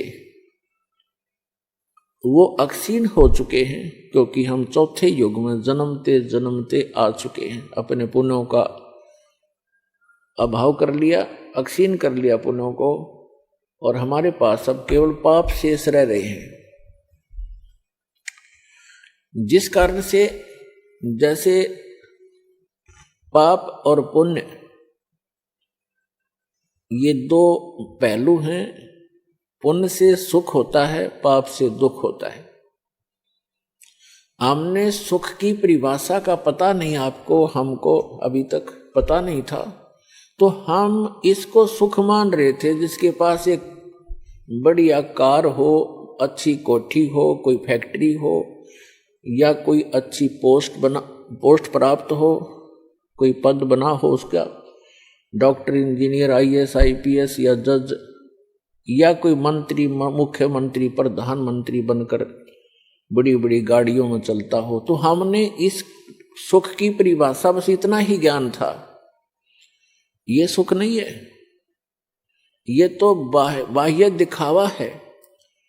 प्रत्येक प्राणी टेंशन लिए फिरता है, प्रत्येक प्राणी 99% व्यक्ति टेंशन से ग्रस्त हैं। तो हम इसको सुख मान रहे थे। सुख नाम की कोई वस्तु नहीं सी किसी ब्रह्मांड में। तो परमात्मा चाहते हैं कि आप यहां से निकलो, इस झूठे सुख को भूलो, इससे परिचित हो जिसको तुम सुख मान बैठे हो। कबीर साहब कहते हैं झूठे सुख को सुख है, ये मान रहा मनमोद, ये सकल चबीना काल का, कुछ मुख में कुछ गोद। यहां सब ये काल का आहार है। इस झूठे सुख को आप सुख मान बैठे हो, ये सुख नहीं है। आज आप जिसको सुख मानते हो उस व्यक्ति के पास सभी सुविधाएं उपलब्ध हैं। अच्छा मंत्री है, मुख्यमंत्री है, सब सुविधाएं हैं, पुत्र भी हैं, पुत्री भी हैं, आगे संतान भी ठीक है, तो इसको हमने सुख मान रखा है। और 1 मिनट में मृत्यु हो जाती है, 1 सेकंड के अंदर मृत्यु हो जाती है, फिर वो सुख कहाँ गया उसका? फिर कहीं गधा बनकर कुत्ता बनकर गली में खड़ा होगा, खा के ये सुख? तो परमात्मा याद दिलाते हैं कि तन धर सुखिया कोई ना देखा, जो देखा सो दुखिया हो। उदय अस्त की बात करत है मन सबका, किया विवेका। शरीरधारी प्राणी यहां इस पृथ्वी लोक के जो कच्चे शरीरधारी प्राणी हैं, कहते परमात्मा कहते मैंने कोई इस पृथ्वी पे सुखी नहीं देखा। और जो उदय अस्त की बात करते हैं, उदय अस्त का अर्थ है चक्रवर्ती राजा, जिसका शासन पूरी पृथ्वी पर हो। परमात्मा कहते मैंने उनके भी अंदर से झांक कर देखा है। राजा के पास कोई साधु संत चला जाता है, ढेर सारे दुख बता देता है, महाराज मुझे ये तकलीफ है, महाराज मुझे ये तकलीफ है, महाराज मुझे ये कष्ट है। तो परमात्मा कहते हैं उदय अस्त की बात करे मन सबका, किया विवेका हो। फिर क्या बताते हैं? जंगम दुखिया जोगी दुखिया, कहते हैं तंदर सुखिया कोई ना देखा, जो देखा सो दुखिया हो।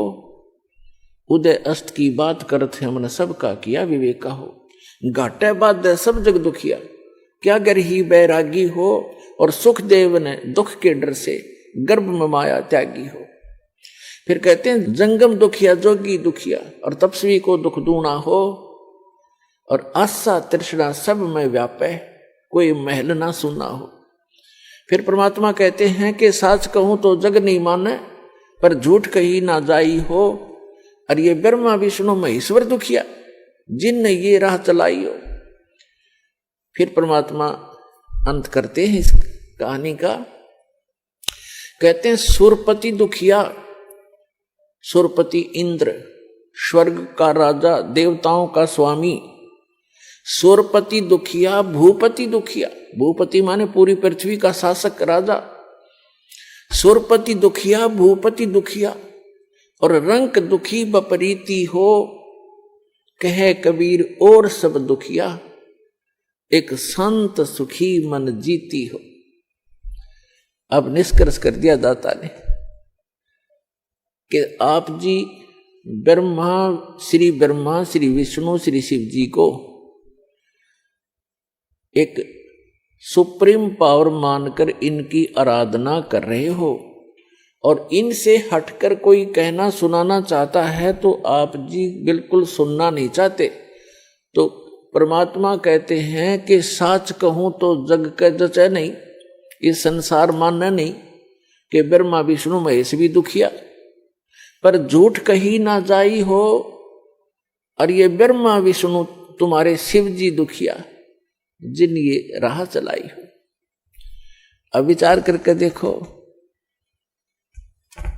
विष्णु जी को श्राप दे दिया किसने? नारद जी ने। क्यों? क्योंकि उसने हरि का रूप मांगा था विवाह करवाने के लिए, और कहते हैं विष्णु जी ने उसका बंदर का मुख लगा दिया, जिस कारण से नारद जी ने भगवान विष्णु को श्राप दे दिया। उस श्रापवश भगवान श्री विष्णु श्री रामचंद्र रूप में राजा दशरथ के घर जन्म लिया। श्री रामचंद्र जी का जीवन देख लो, वो कितना सुखी रहे होंगे। श्री विष्णु जी विवाह हुआ छोटी आयु में, विवाह होते ही वनवास हुआ, वनवास में से उसकी धर्मपत्नी का अपहरण हुआ, वो जेल रावण राक्षस के जेल में पड़ी है, हाहाकार मचा हुआ। फिर उसको छुटवाने के लिए सीता जी को रावण की कैद से छुटवाने के लिए कितना भयंकर युद्ध हुआ, करोड़ों व्यक्ति मारे गए, दिन रात हाहाकार मचा रहा। और उसके बाद फिर सीता जी को वापस लाए, अग्नि परीक्षा लेकर। अग्नि परीक्षा माने कि सीता जी को अग्नि में बैठा दिया था चिता के ऊपर, कि यदि तूने रावण से संपर्क किया है तो जल जाएगी, और नहीं किया है तो तू निष्कलंक है, तो अग्नि से जलेगी नहीं। वो अग्नि से नहीं जली, लाखों लोगों के सामने परीक्षण हुआ। श्री रामचंद्र जी सीता जी को लेकर घर आ गया। कुछ दिनों के बाद सीता गर्भवती थी। उधर से किसी धोबी ने व्यंग कस दिया, अपनी पत्नी को कूट रहा था, पीट रहा था और कह रहा था कि तू 2 दिन घर से बाहर कहाँ रही। मैं इस दशरथ पुत्र रामचंद्र जैसा नहीं हूं कि उसकी पत्नी रावण के पास रही 12-10 वर्ष तक और उसको आज घर रखे हुए है। मैं उस जैसा नहीं हूं। इस बात को श्री रामचंद्र जी ने अपने कानों सुन लिया, क्योंकि वो रात्रि के समय वेश बदलकर घूमा करते थे। उस समय के राजा ऐसी व्यवस्था रखते थे। इस बात को सुनकर के दुनिया में मैं क्या मुंह दिखाऊंगा, मेरे ऊपर उंगली कसी जाती है, टॉन्ट कसे जाते हैं। अगले दिन अपनी धर्मपत्नी सीता जी को घर से निकाल दिया, गर्भवती को। पुण्यात्माओं, यदि हमने लोक वेद लोगों के ही दंत कथाओं से ही अपना शासन व्यवस्थित करना है, तो कैसे हम राजा, कैसे हम भक्त, कैसे हम भगवान। लाखों लोगों के सामने परीक्षण किया सीता जी का और वो निष्कलंक। अरे एक धोबी ने कह दिया कि मैं उसके कहने मात्र से अपनी पत्नी का परित्याग कर दिया, तो धिक्कार है ऐसे डिसीजन को। आप आम आदमी भी ना करे ऐसी गलती, आम आदमी भी नहीं कर सकता जिसकी पत्नी के गर्भ हो और उसको घर से निकाल दे। कहाँ जाएगी फिर वो। तो पुण्यात्मा, भले ही उसने लोगों की शर्म से निकाल दिया होगा, निकाल दिया, लेकिन अंदर से दुख उसका गया नहीं। वो सीता जी कहीं रही, अब उसके बच्चे कहाँ, और आप राजा बना बैठा। सपने में सुख नहीं उस व्यक्ति को, चाहे कितनी बात बनावे। वही श्री विष्णु जी श्री कृष्ण रूप में जन्मे। जन्म से ही दुख शुरू हुआ था, मृत्यु होगी, सुख का सांस श्री कृष्ण जी को नहीं हुआ। श्री विष्णु जी के दूसरे रोल को आप देख सकते हैं।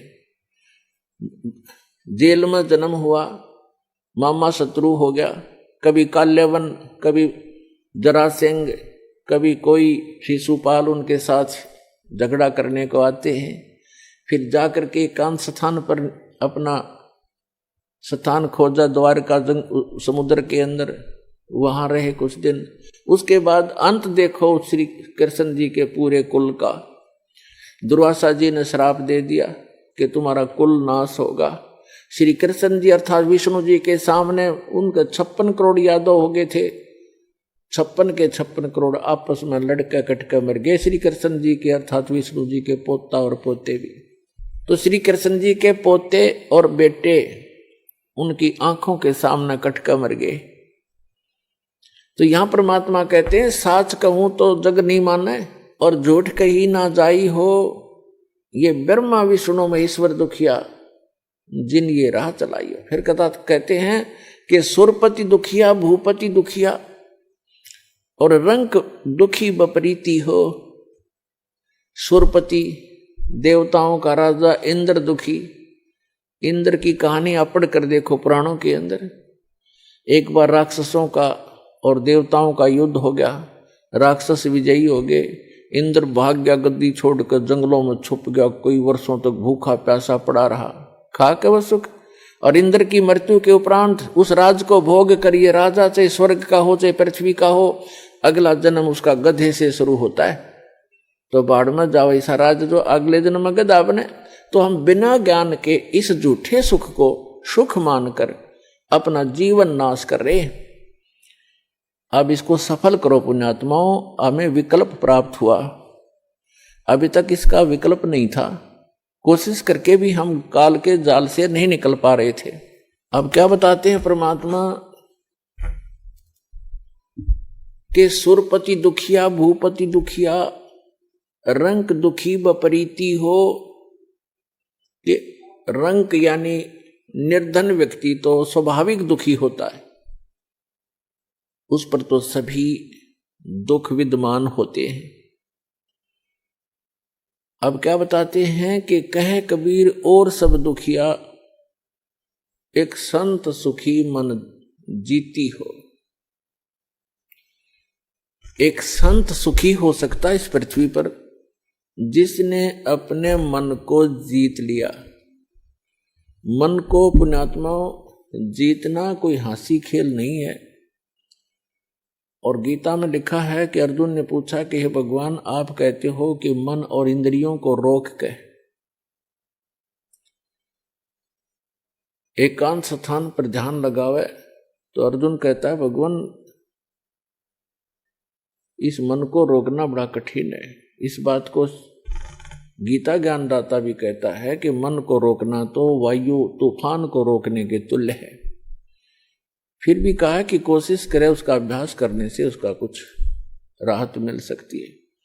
ये तो है एक वेद ज्ञान जो इनकम्प्लीट है, क्योंकि बहुत से ऐसे ऋषि हैं, जैसे एक श्रृंगी नाम के ऋषि थे।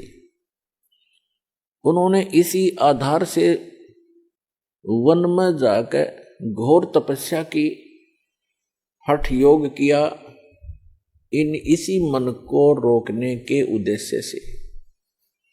पुण्यात्मा, तत्व ज्ञान न होने से हम मनमुखी साधनाएं और अज्ञान के आधार से ये जीवन नाश करते रहे।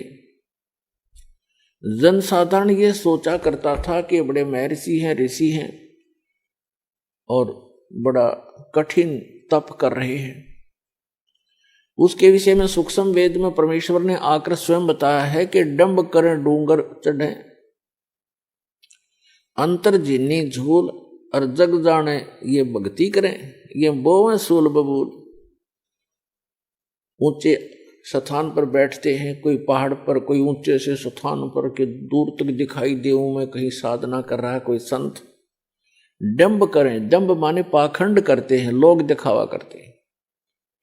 डंब करें डूंगर चढ़े, डूंगर माने पहाड़ पर ऊंचे स्थान पर चढ़ जाते हैं। अंतर झीनी झूल, अंदर जो की तू बकवाद भरी है, और जग जाने यो भक्ति करे, ये बोवे सूल बबूल। अपने भविष्य में ये कांटे बो रहे हैं तत्व ज्ञान के अभाव से। उसके लिए क्या बताते हैं परमात्मा कि एक श्रृंगी नाम के ऋषि थे। उन्होंने ऐसे ही अपने इसी अज्ञान आधार को प्रमुख रखकर जंग वन में चले गए, फॉरेस्ट के अंदर बैठ गए, जाकर हठ योग किया। इन्होंने क्या सोच रखा है कि पहले अपनी इंद्रियों को काबू करें, और ताकि ये भक्ति में फिर बाधक ना हो। इस उद्देश्य को लेकर के दूसरा वो रखते हैं कि जैसे वन में चले भी गए तो भूख प्यास सताती है। उसके लिए ये महापुरुष क्या करते हैं कि खेचरी मुद्रा का प्रयोग किया करते थे। खेचरी मुद्रा, जैसे कई पंथ हैं, जैसे ये अंसा देश वाले तो इससे गाटा जोड़ रहे हैं। खेचरी मुद्रा, जीभ को उलट कर तालू पर लगा ले और कान बंद करके ये नाद क्रिया, ये तो बालकों के खिलौने हैं। इस मन कल्पित ये अपना एक ड्रामा है, इस जीवन को नष्ट करने का। तो इसी आधार से श्रृंगी ऋषि ने अमृत क्रिया को सिद्ध किया। जैसा कि ये संत बताते हैं, ये तो इनको तो कख भी पता नहीं अमृत क्रिया क्या होती है। तालू का जीभ लगा लो ऐसे मोड़ कर, और कहते हैं फिर तालू से अमृत टपकेगा। ये तो लाड़ टपके हैं, अमृत थोड़ा टपकेगा। इससे बकवाद करें। ये एक ऐसी क्रिया है जैसे जीभा को वापस मोड़ेंगे और तालू के लगाने की हम चेष्टा करेंगे तो हमारी नाड़ियां कसती हैं जो जीभा से और मस्तिष्क से संबंधित है। हमारे इस शरीर के अंदर इस तालू के ऊपर, ये जो तालू है लटक रहा है हमारे, इसके ऊपर एक थोड़ा सा स्थान है, वो कम प्लेस है, और उसके अंदर एक अमृत भरा रहता है सदा। और वो अमृत वहां से सीधा चल के नीचे जाता है नाभि के पास, ऑटोमेटिक चल रहा है वो।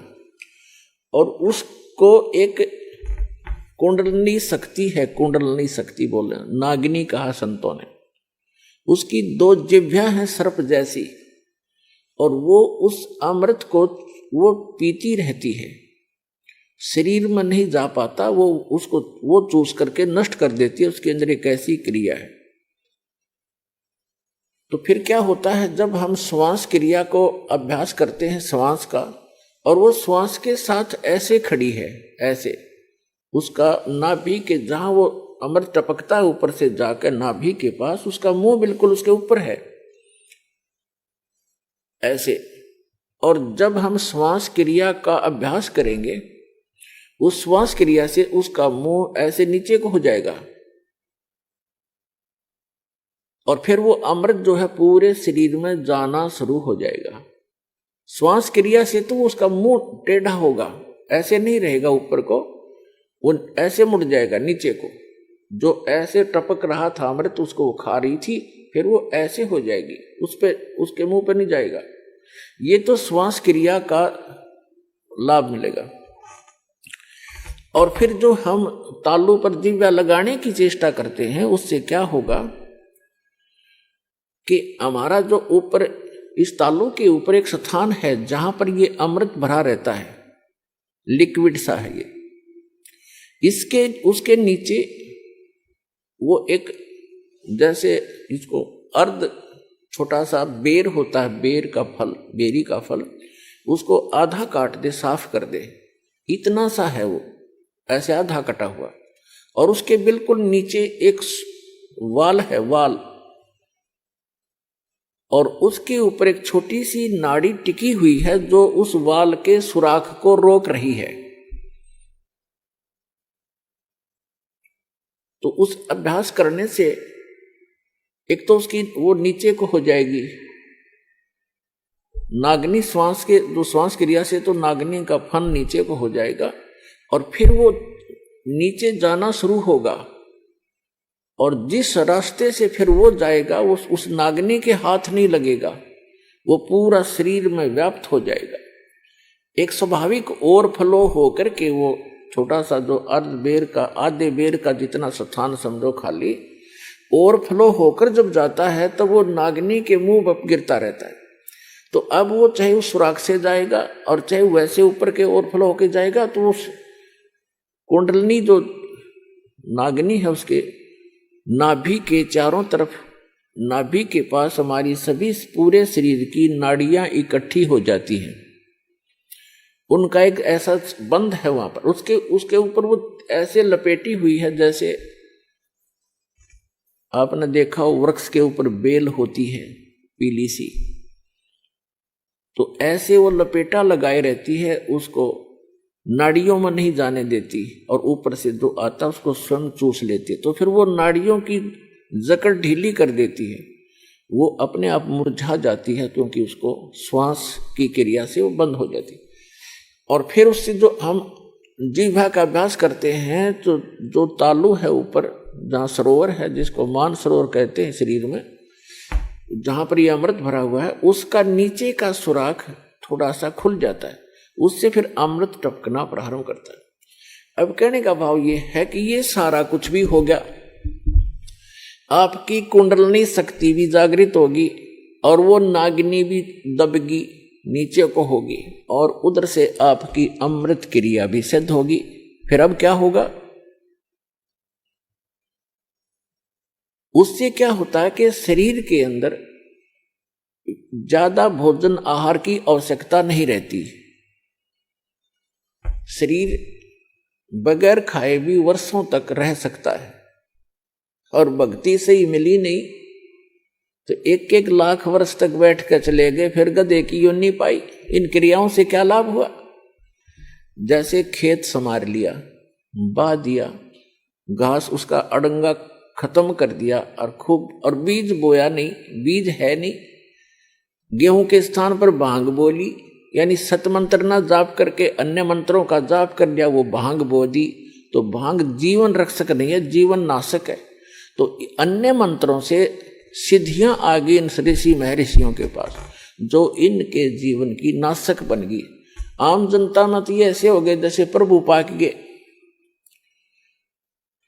आम जैसे जनसाधारण के लिए तो ये बहुत बड़ी बात होगी। जैसे अगस्त ऋषि जी ने सारे जीवन में डले डोके एक सिद्धि प्राप्त की, 7 समुद्रों को एक ही घूंट में पी लिया,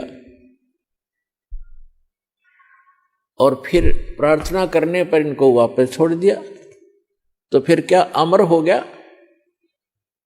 आम आदमी के लिए तो बहुत बड़ी पहाड़ है, 1 क्विंटल पानी नहीं पी सकता एक आदमी, तो 10 किलो मुश्किल से पिया जा को गढ़ाए मर पड़ के, और उसने 7 समुद्रों को पी लिया। तो जनसाधारण के लिए तो भगवान सिद्ध हो गया वो, लेकिन कख नहीं था। वेदात्म ज्ञान की तराजू में उसको तोल कर देखेंगे, -0 था वो।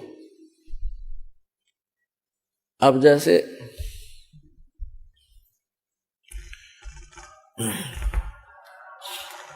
प्रसंग चल रहा है, एक श्रृंगी ऋषि था, उसने ऐसी ये अमृत क्रिया सिद्ध करके और पूरे शरीर को साध लिया जैसा वो सोच रहे थे। और फिर क्या करता था वो, सारे दिन में एक वृक्ष की छाल पर एक बार दिन में जिह्वा लगाता था, ऐसे चाटता था, उसी से संतुष्ट हो जाता था, क्योंकि उसने अमृत क्रिया को सिद्ध कर रखा था। तो उसको इस बात का गर्व हो गया कि अब तूने अपनी इंद्रियों पर काबू पा लिया। वो ऋषि अयोध्या नगरी के पास बाहर बनी में, बाहर जंगल में, वन में, गांव से आधा किलोमीटर की दूरी पर रास्ते के साथ में बैठ गया, वृक्ष की तरफ मुंह करके, और सारा दिन में एक बार वृक्ष के छाल को जिह्वा से चाटे और बस ध्यान मगन रहे। कुछ ही दिनों में आने जाने वालों ने देखा कि एक महापुरुष बैठे हैं, ना खाते हैं, ना पीते हैं, ना सोते हैं और ना उठते हैं। आसपास पूरी नगरी अयोध्या के लिए एक बहुत बड़े जो है अचंभे की बात थी। नगर के लोग देखने जाने लगे, सारा दिन बैठे रहते थे, सारी रात बैठे रहते थे। जब उनको पक्का यकीन हो गया कि सचमुच महापुरुष के ये तो भगवान से मिल चुका है, सारे नगर में तहलका मच गया। राजा दशरथ तक बात गई। राजा भी स्वयं वहां पर गए अपने परिवार समेत संत के दर्शनार्थ, लेकिन संत मस्त हैं, ना किसी से बोलते हैं और न ही दिन रात में कहीं उठते और बैठते हैं, ना जाते हैं, ना कुछ पीते हैं, ना खाते हैं। उनके साथ उनकी बेटी भी गई, राजा दशरथ की। श्री रामचंद्र जी और अन्य का जन्म तो बहुत बाद में हुआ है। उसमें उनकी एक पुत्री थी। अब राजा की लड़की प्रतिदिन अपनी नौकरानियों के साथ वहां जाने लगी। उसने किसी वैद्य को बुलाकर पूछा, किसी व्यक्ति से, कि ये ऋषि बात करे तब बात बने, कोई आशीर्वाद प्राप्त करें हम। तो एक वैद्य ने बताया कि जहां ये जिह्वा से चाटता है वहां पर मधु का लेप कर दिया जाए, यानी शहद लगा दिया जाए। अगले दिन उस राजा की लड़की दशरथ की बेटी ने ऐसा ही करवा दिया। जहां वो जिह्वा लगाता था वहां शहद लेप दिया थोड़ा सा। पहले दिन एक बार जिह्वा लगाता था, पहले वो, उस दिन उसने 2-3 बार चाटा, क्यों स्वादिष्ट लगा। अगले दिन तो कुछ ज्यादा लगा दिया तो और ज्यादा चाटा। धीरे धीरे उसका जो है भूख जागृत होगी। फिर उसको खीर ख्यार खिलाने लग गए। कुछ दिन के बाद वो हलवा पूरी खाने लग गया। अपने पिता की आज्ञा लेकर लड़की ने कहा कि ऐसे महापुरुष को पिताजी घर ले चलते हैं। राजा दशरथ ने उनको गुरु धारण कर लिया। श्रृंगी ऋषि युवा थे, अपने घर पर रख लिए और उन्हीं की देख रेख में, उन्हीं की आज्ञा से पुत्र प्राप्ति के लिए एक अनुष्ठान की तैयारी की। और उससे पहले वही श्रृंगी ऋषि दशरथ की पुत्री बेटी को लेकर चंपत हो गया।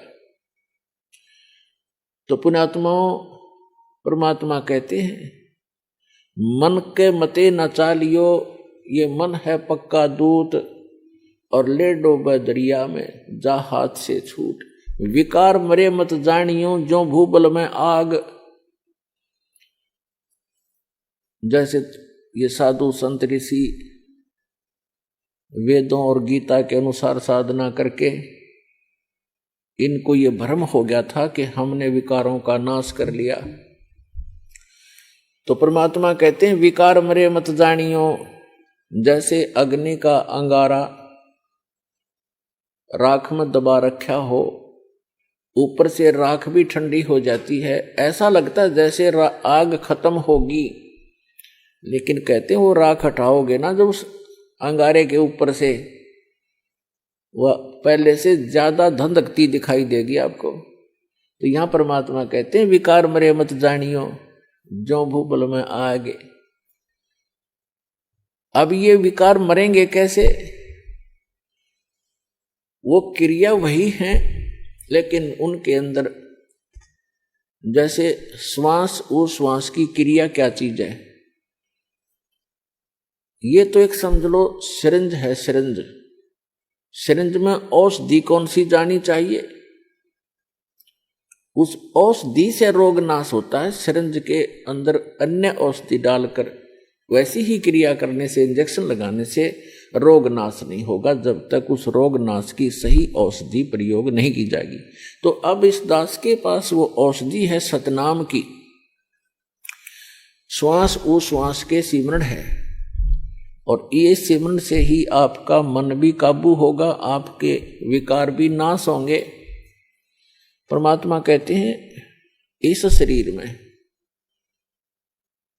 इस मानव शरीर के अंदर इतना जो है विकार ग्रस्त है, ये ऐसे ढंग से इसकी कंस्ट्रक्शन है, इसमें ये तो आशा करना ही नहीं कि ये पूर्ण रूप से स्वस्थ हो जाएगा और इसमें कोई विकार नहीं रहेगा। ये तो पैदा ही विकारों से हुआ है। लेकिन इस भक्ति से, सत साधना से ये विकार ऐसे जकड़ दिए जाएंगे, ऐसे बांध दिए जाएंगे कि फिर ये हानि नहीं करेंगे। जैसे कोई पशु है और वो ऐसे फूंफा करता है, मार देता है, सींगों से मार देता, तो उसको बांध दिया जाता है टाइट रस्से तक। अब वो रस्से से इतना टाइट बांध दिया गया है कि वो हानि नहीं कर सकता, फूंफा कर सकता है, लेकिन उसकी सीमा बना दी। तो परमात्मा की इस भक्ति से, परमात्मा के इस ज्ञान से, सत साधना से इन विकारों को ऐसे बांध दिया जाएगा कि ये मन फूंफा करने की चेष्टा करेगा, लेकिन इस तत्व ज्ञान रूपी रस्सा इसको जकड़ देगा और ये भक्ति की दवाई कमाई इसको दबा देगी। जैसे कोई भी इंसान है, कोई रिश्वत लेता है, जिसमें उसको ये ज्ञान होगा कि ये रिश्वत तेरा दुश्मन है, ये तू विष खा रहा है, इस तत्व ज्ञान से पूर्ण रूप से विश्वास हो जाएगा, तो उसके बाद मन चाहेगा कि ऐसा ले लूं, मोटी रकम मिल रही है, लेकिन आत्मा धिक्कारेगी, खबरदार इसका हाथ लगा दे, तो ये फूंफा करके चुप हो जाएगा। इसी प्रकार वो और कोई दुराचार की वासना उत्पन्न होगी तो आत्मा इसको धिक्कार देगी, ये ज्ञान इसके आगे खड़ा हो जाएगा और इसका उस वहीं पर रुकावट हो जाएगी। तो इस प्रकार हम इन विकारों को भी रोकेंगे इस भक्ति और इस साधना और इस ज्ञान से, और हम अपना आत्म कल्याण भी आसानी से करवा पाएंगे। तो परमात्मा कहते हैं कि सुरपति दुखिया भूपति दुखिया और रंग दुखी बपरीती हो, कहे कबीर और सब दुखिया, एक संत सुखी मन जीती हो। अब मन को जीतना कैसे है? जैसे दोजक भीष्ट सबीत देखे, राजपाट के रसिया, तीन लोक से तरपत नाही, ये मन भोगी खसिया। परमात्मा ने सुख संवेद में बताया है कि दोजक मीन नरक और बहिष्ट मीन स्वर्ग। दोजक बहिष्ट सभी ते देखे, राजपाट के रसिया। इस राज्य प्राप्ति के लिए आपने बहुत से पहले तप किए, जप किए, दान किए, यज्ञ किए, स्वर्ग में गए, स्वर्ग का समय समाप्त करके अपनी पूंजी अक्षीण करके, स्वर्ग क्या है? स्वर्ग इज ए रेस्टोरेंट, जिसमें एक रेस्टोरेंट है जिसमें सब वस्तु आपको अपनी जेब से खरीदनी पड़ेंगी, अपने पल्ले से, अपने पैसे से। सुविधाएं वहां जो उसमें है वो आप पूरी प्राप्त कर सकते हो यदि आपके पास पैसा है, लेकिन आपकी जेब खाली हो रही है। और जिस दिन आपकी जेब हल्की हो जाएगी, अपने आप वहां से चल पड़ोगे या आपको रेस्टोरेंट से निकाल दिया जाएगा। तो इसी प्रकार स्वर्ग एक रेस्टोरेंट है जहां आप अपने पुण्यों का नाश करने के लिए जाते हो, कुछ दिनों की बकवाद वहां कराते हो, फिर नरक में भी जाते हो अपने किए हुए पाप कर्मों के आधार से। जब तक हमें ये सत साधना प्राप्त नहीं होती, सच्चे इस कबीर भगवान की और ये सतनाम की और सार नाम की, जब तक पूर्ण परमात्मा कबीर जी की सत साधना हमें नहीं मिलती, तब तक हम अपने दोनों कर्म भोगने पड़ते हैं, पुण्य भी और पाप भी। अभी तक आपने विधान सुना होगा कि जैसे कर्म करेगा वैसे फल देगा भगवान। बिल्कुल सही है। आपके जैसे कर्म पूर्व जन्म के हैं, उनसे आपकी एक जीवन बन गया, किस्मत बना दी। आपके जो संचित कर्मों में से कुछ पुण्य ले लिए, कुछ पाप ले लिए। उस एवरेज से जिसके पुण्य घने हैं और पाप कम हैं, तो उसके पुण्य उसी रेशो से अधिक जीवन में आपको प्राप्त हैं, और पुण्य भी उसी आधार से और पाप भी उन्हीं की रेशो से। तो आप जी को दोनों भोगने पड़ेंगे। यहां इस प्रारब्ध बोलते हैं इसको, प्रारब्ध यानी जीवन में लिखी हुई किस्मत के जो कर्म हैं, जो संस्कार हैं किस्मत के, उनको प्रारब्ध कर्म बोलते हैं। और प्रारब्ध कर्म को कोई नहीं चेंज कर सकता, ना विष्णु जी कर सकते, ना ब्रह्मा जी कर सकते, ना शिव जी कर सकते, ना ब्रह्म कर सकता, ना परब्रह्म कर सकता। परम अक्षर ब्रह्म कर सकता है। मासा घटे न तिल बधे, विधना लिखे जो लेख, और सच्चा सतगुरु मिटाकर ऊपर मार दे मेघ, यानी फॉरएवर खत्म कर देता है। मासा घटे न तिल बधे, यानी 1 ग्राम भी आपके संस्कार इधर उधर नहीं हो सकते, और ना बढ़ सकते ना कम हो सकते। जो विधाता ने आपके भाग्य में, प्रारब्ध में, किस्मत में लिख दिए, प्रारब्ध माने किस्मत, आपकी किस्मत में जो लिखा हुआ उसमें से ना मासा घट सकता है और ना ही तिल के समान बढ़ सकता है। आपको दोनों भोगने पड़ेंगे जब तक आप परम अक्षर ब्रह्म, उस सत्य पुरुष अल्लाहु अकबर, उस कबीर भगवान की भक्ति नहीं करोगे। आइए अब हम उन श्रद्धालुओं के अनुभव जानते हैं जो जगत गुरु तत्वदर्शी संत रामपाल जी महाराज जी से दीक्षा प्राप्त कर चुके हैं तथा उनके द्वारा बताए गए भक्ति मार्ग पर चल रहे हैं। नमस्कार जी। सत साहब जी। क्या नाम है जी आपका? करुणा दासी। करुणा जी, आप कहाँ से आए हैं? छत्तीसगढ़ जिला रायपुर से। करुणा जी, संत रामपाल जी महाराज से आपने नाम दीक्षा कब ली? मैंने संत रामपाल जी महाराज से नाम दीक्षा 28 जनवरी 2014 में नाम दीक्षा ली। करुणा जी, संत रामपाल जी महाराज से नाम दीक्षा लेने से पहले क्या आप कोई भक्ति साधना भी करते थे? जी सर, मैं संत रामपाल जी महाराज से नाम उपदेश लेने से पहले सभी देवी देवताओं की भक्ति करती थी, जैसे कि शेरावाली माता दुर्गा अष्टंगी का व्रत रखते थे, और शिव जी की भी, हनुमान जी के भी, जैसे कि सभी देवी देवता 33 कोटि देवी देवता है ना, उनकी सभी की मैं भक्ति करती थी और मेरे फैमिली भी करते थे। करुणा जी, आप माता जी की भी भक्ति करते थे, हनुमान जी की भी भक्ति करते थे, तो इन सभी देवी देवताओं की जो भक्ति आप कर रहे थे, उन सब से आपको क्या क्या लाभ हुए? हम सभी देवी देवताओं की भक्ति करते थे, बट फिर भी हमें कोई लाभ नहीं होता था। हम इतने उपवास रखते थे, इतनी भक्ति करते थे, हम हफ्ते में 2 दिन बस खाना खाते थे, बाकी उपवास रहते थे। जहाँ बुलाते थे हमें वहाँ जाते थे, मतलब जहाँ मन्नत मांगने बुलाते हैं वहाँ भी जाते थे, बट हमें कोई लाभ नहीं होता था, बल्कि उसे नुकसान के ऊपर नुकसान होता ही रहता था। हमारे यहाँ भूत प्रेत की बाधा थी। हमारे नाना के नाना है ना, वो भी मतलब भूत प्रेत भगाते हैं। उसने भी कह दिया था कि आपका जो भूत है वो भी भग नहीं पाएगा। हमारे पापा के ऊपर मतलब भूत प्रेत की बहुत बाधा थी। वो सभी को बोलते थे कि ये भूत है, इनके पास नहीं जाना है, ये प्रेत है, मतलब किसी से हमें बात करने भी नहीं देते थे। वो बोलते थे कि हमें मतलब घर से बाहर नहीं निकलना है, अगर निकलोगे तो यहाँ घर वापस मत आओगे, ऐसे करके हमें मारपीट करते थे। और हमारे यहाँ जस्ट नाइट होती थी, 12 बजती थी, हमारे यहाँ भूत मतलब आती थी। हमारे घर में एक रूम बस था, उसको खटखटाते थे और हम लोग खोलते नहीं थे। हम लोग मम्मी पापा भाई हम चारों डरे रहते थे, तो एक कोने में जाकर बैठ जाते थे और सभी देवी देवताओं को इतना याद करते थे। फिर भी हमारे साथ देने के लिए कोई नहीं आया, तो हम लोग थोड़ा नास्तिक हो गए थे। फिर भी हम लोग फिर भी भक्ति करते थे। और वो मतलब जो खटखटाते थे, और हमारे यहाँ कच्चे मकान थे, तो कच्चे मकान की छत पर वो आते थे, कूदते थे। हम लोग खोलते नहीं थे, तो ऊपर आकर कूदते थे, और वो भी होता था। हम लोग खोलते नहीं थे फिर भी दरवाज़ा, तो ना वो खरोचते थे, और उसका खरोचने का निशान भी सुबह रहता था। इसके अलावा मेरे घर बहुत कलेश रहता था। मेरे पापा बहुत गांजा का सेवन करते थे। उसको इतना हम लोग वो झाड़ फूँक करते उनके पास ले जाते थे, फिर भी वो ठीक नहीं होते थे। वो तो और ज़्यादा उसके लत लग गई थी मेरे पापा को, बट वो ठीक नहीं हुआ और नुकसान पे नुकसान होते गया।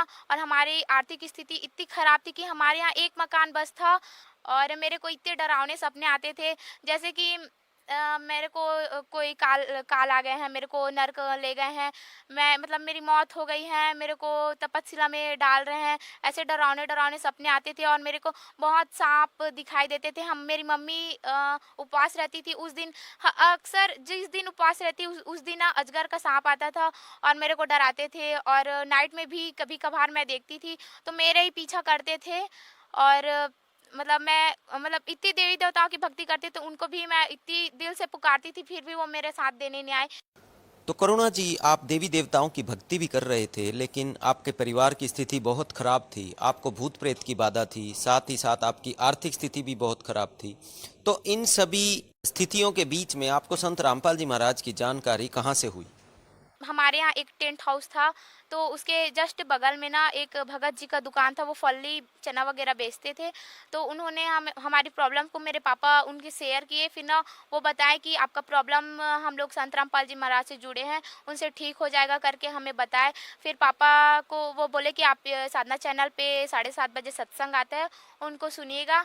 फिर हम सत्संग सुनने लग गए। एक दिन संत रामपाल जी महाराज साधु का वेश धारण करके हमारे टेंट हाउस पर आए थे, और वो बोले कि हमारे आश्रम में भंडारा हो रहा है, तो हमें बड़ा सा पतीला चाहिए। तो वो बोले कि मेरे को 3 पतीला चाहिए करके। फिर मेरे पापा और वो थोड़े से बात कर रहे थे, फिर वो अपने आश्रम का एड्रेस दिए। उसके बाद मेरे पापा ना वो बड़ा सा पतीला लाने के लिए टेंट हाउस के अंदर चले गए।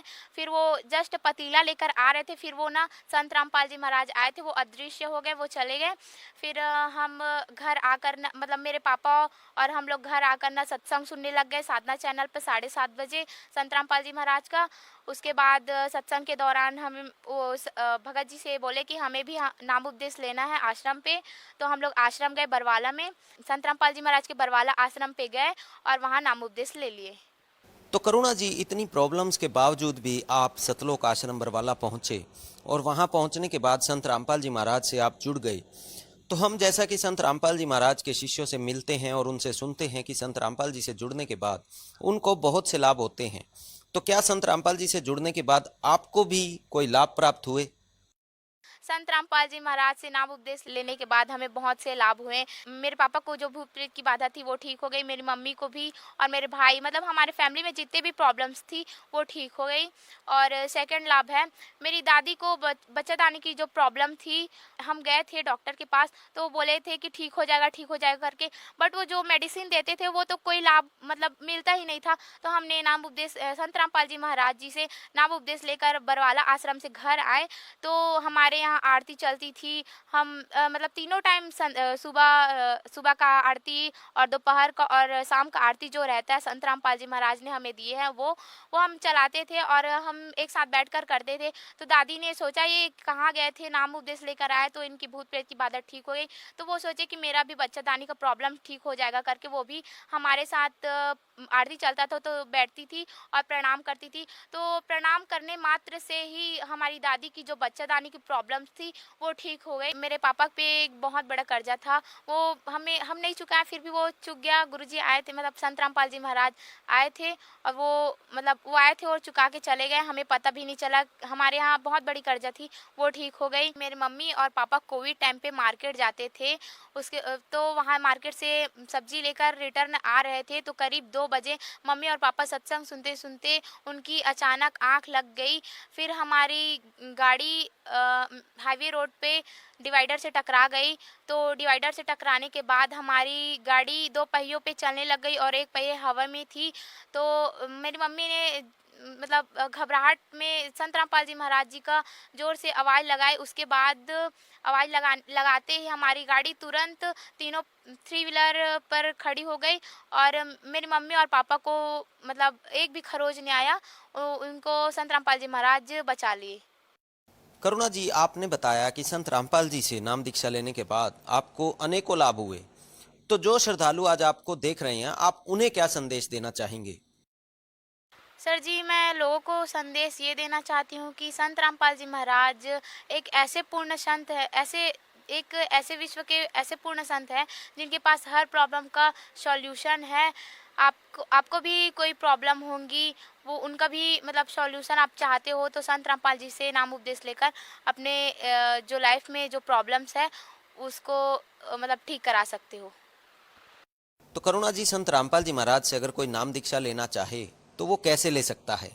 सर जी, संत रामपाल जी महाराज से नाम दीक्षा ऐसे ले सकते हैं कि संत रामपाल जी महाराज का सत्संग आता है, अनेकों इंटरनेशनल चैनल, पॉपुलर चैनल पे सत्संग आती है। उसके नीचे एक पीली पट्टी चलती है, उस पर नामदान केंद्रों का कॉन्टेक्ट नंबर रहता है। उस पर आप एक कॉन्टेक्ट नंबर पर कॉल करके आप अपने नज़दीकी नामदान केंद्र पर जा सकते हैं और नाम उपदेश ले सकते हैं और अपना जीवन का कल्याण करवा सकते हैं।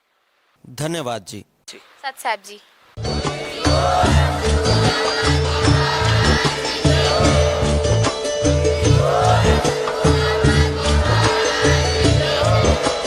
आप सुन रहे थे जगत गुरु तत्वदर्शी संत रामपाल जी महाराज जी के मंगल प्रवचन। अधिक जानकारी के लिए विजिट कीजिए हमारी वेबसाइट www.jagatgururampalji.org। संत रामपाल जी महाराज जी के शुभ आशीर्वाद से पूरे विश्व भर में 500 से भी ज्यादा नाम दीक्षा केंद्र हैं, जिन पर संत रामपाल जी महाराज जी द्वारा ऑनलाइन निशुल्क नाम दीक्षा दी जा रही है। अपने नजदीकी नाम दीक्षा केंद्र का पता करने के लिए संपर्क करें 8222880541।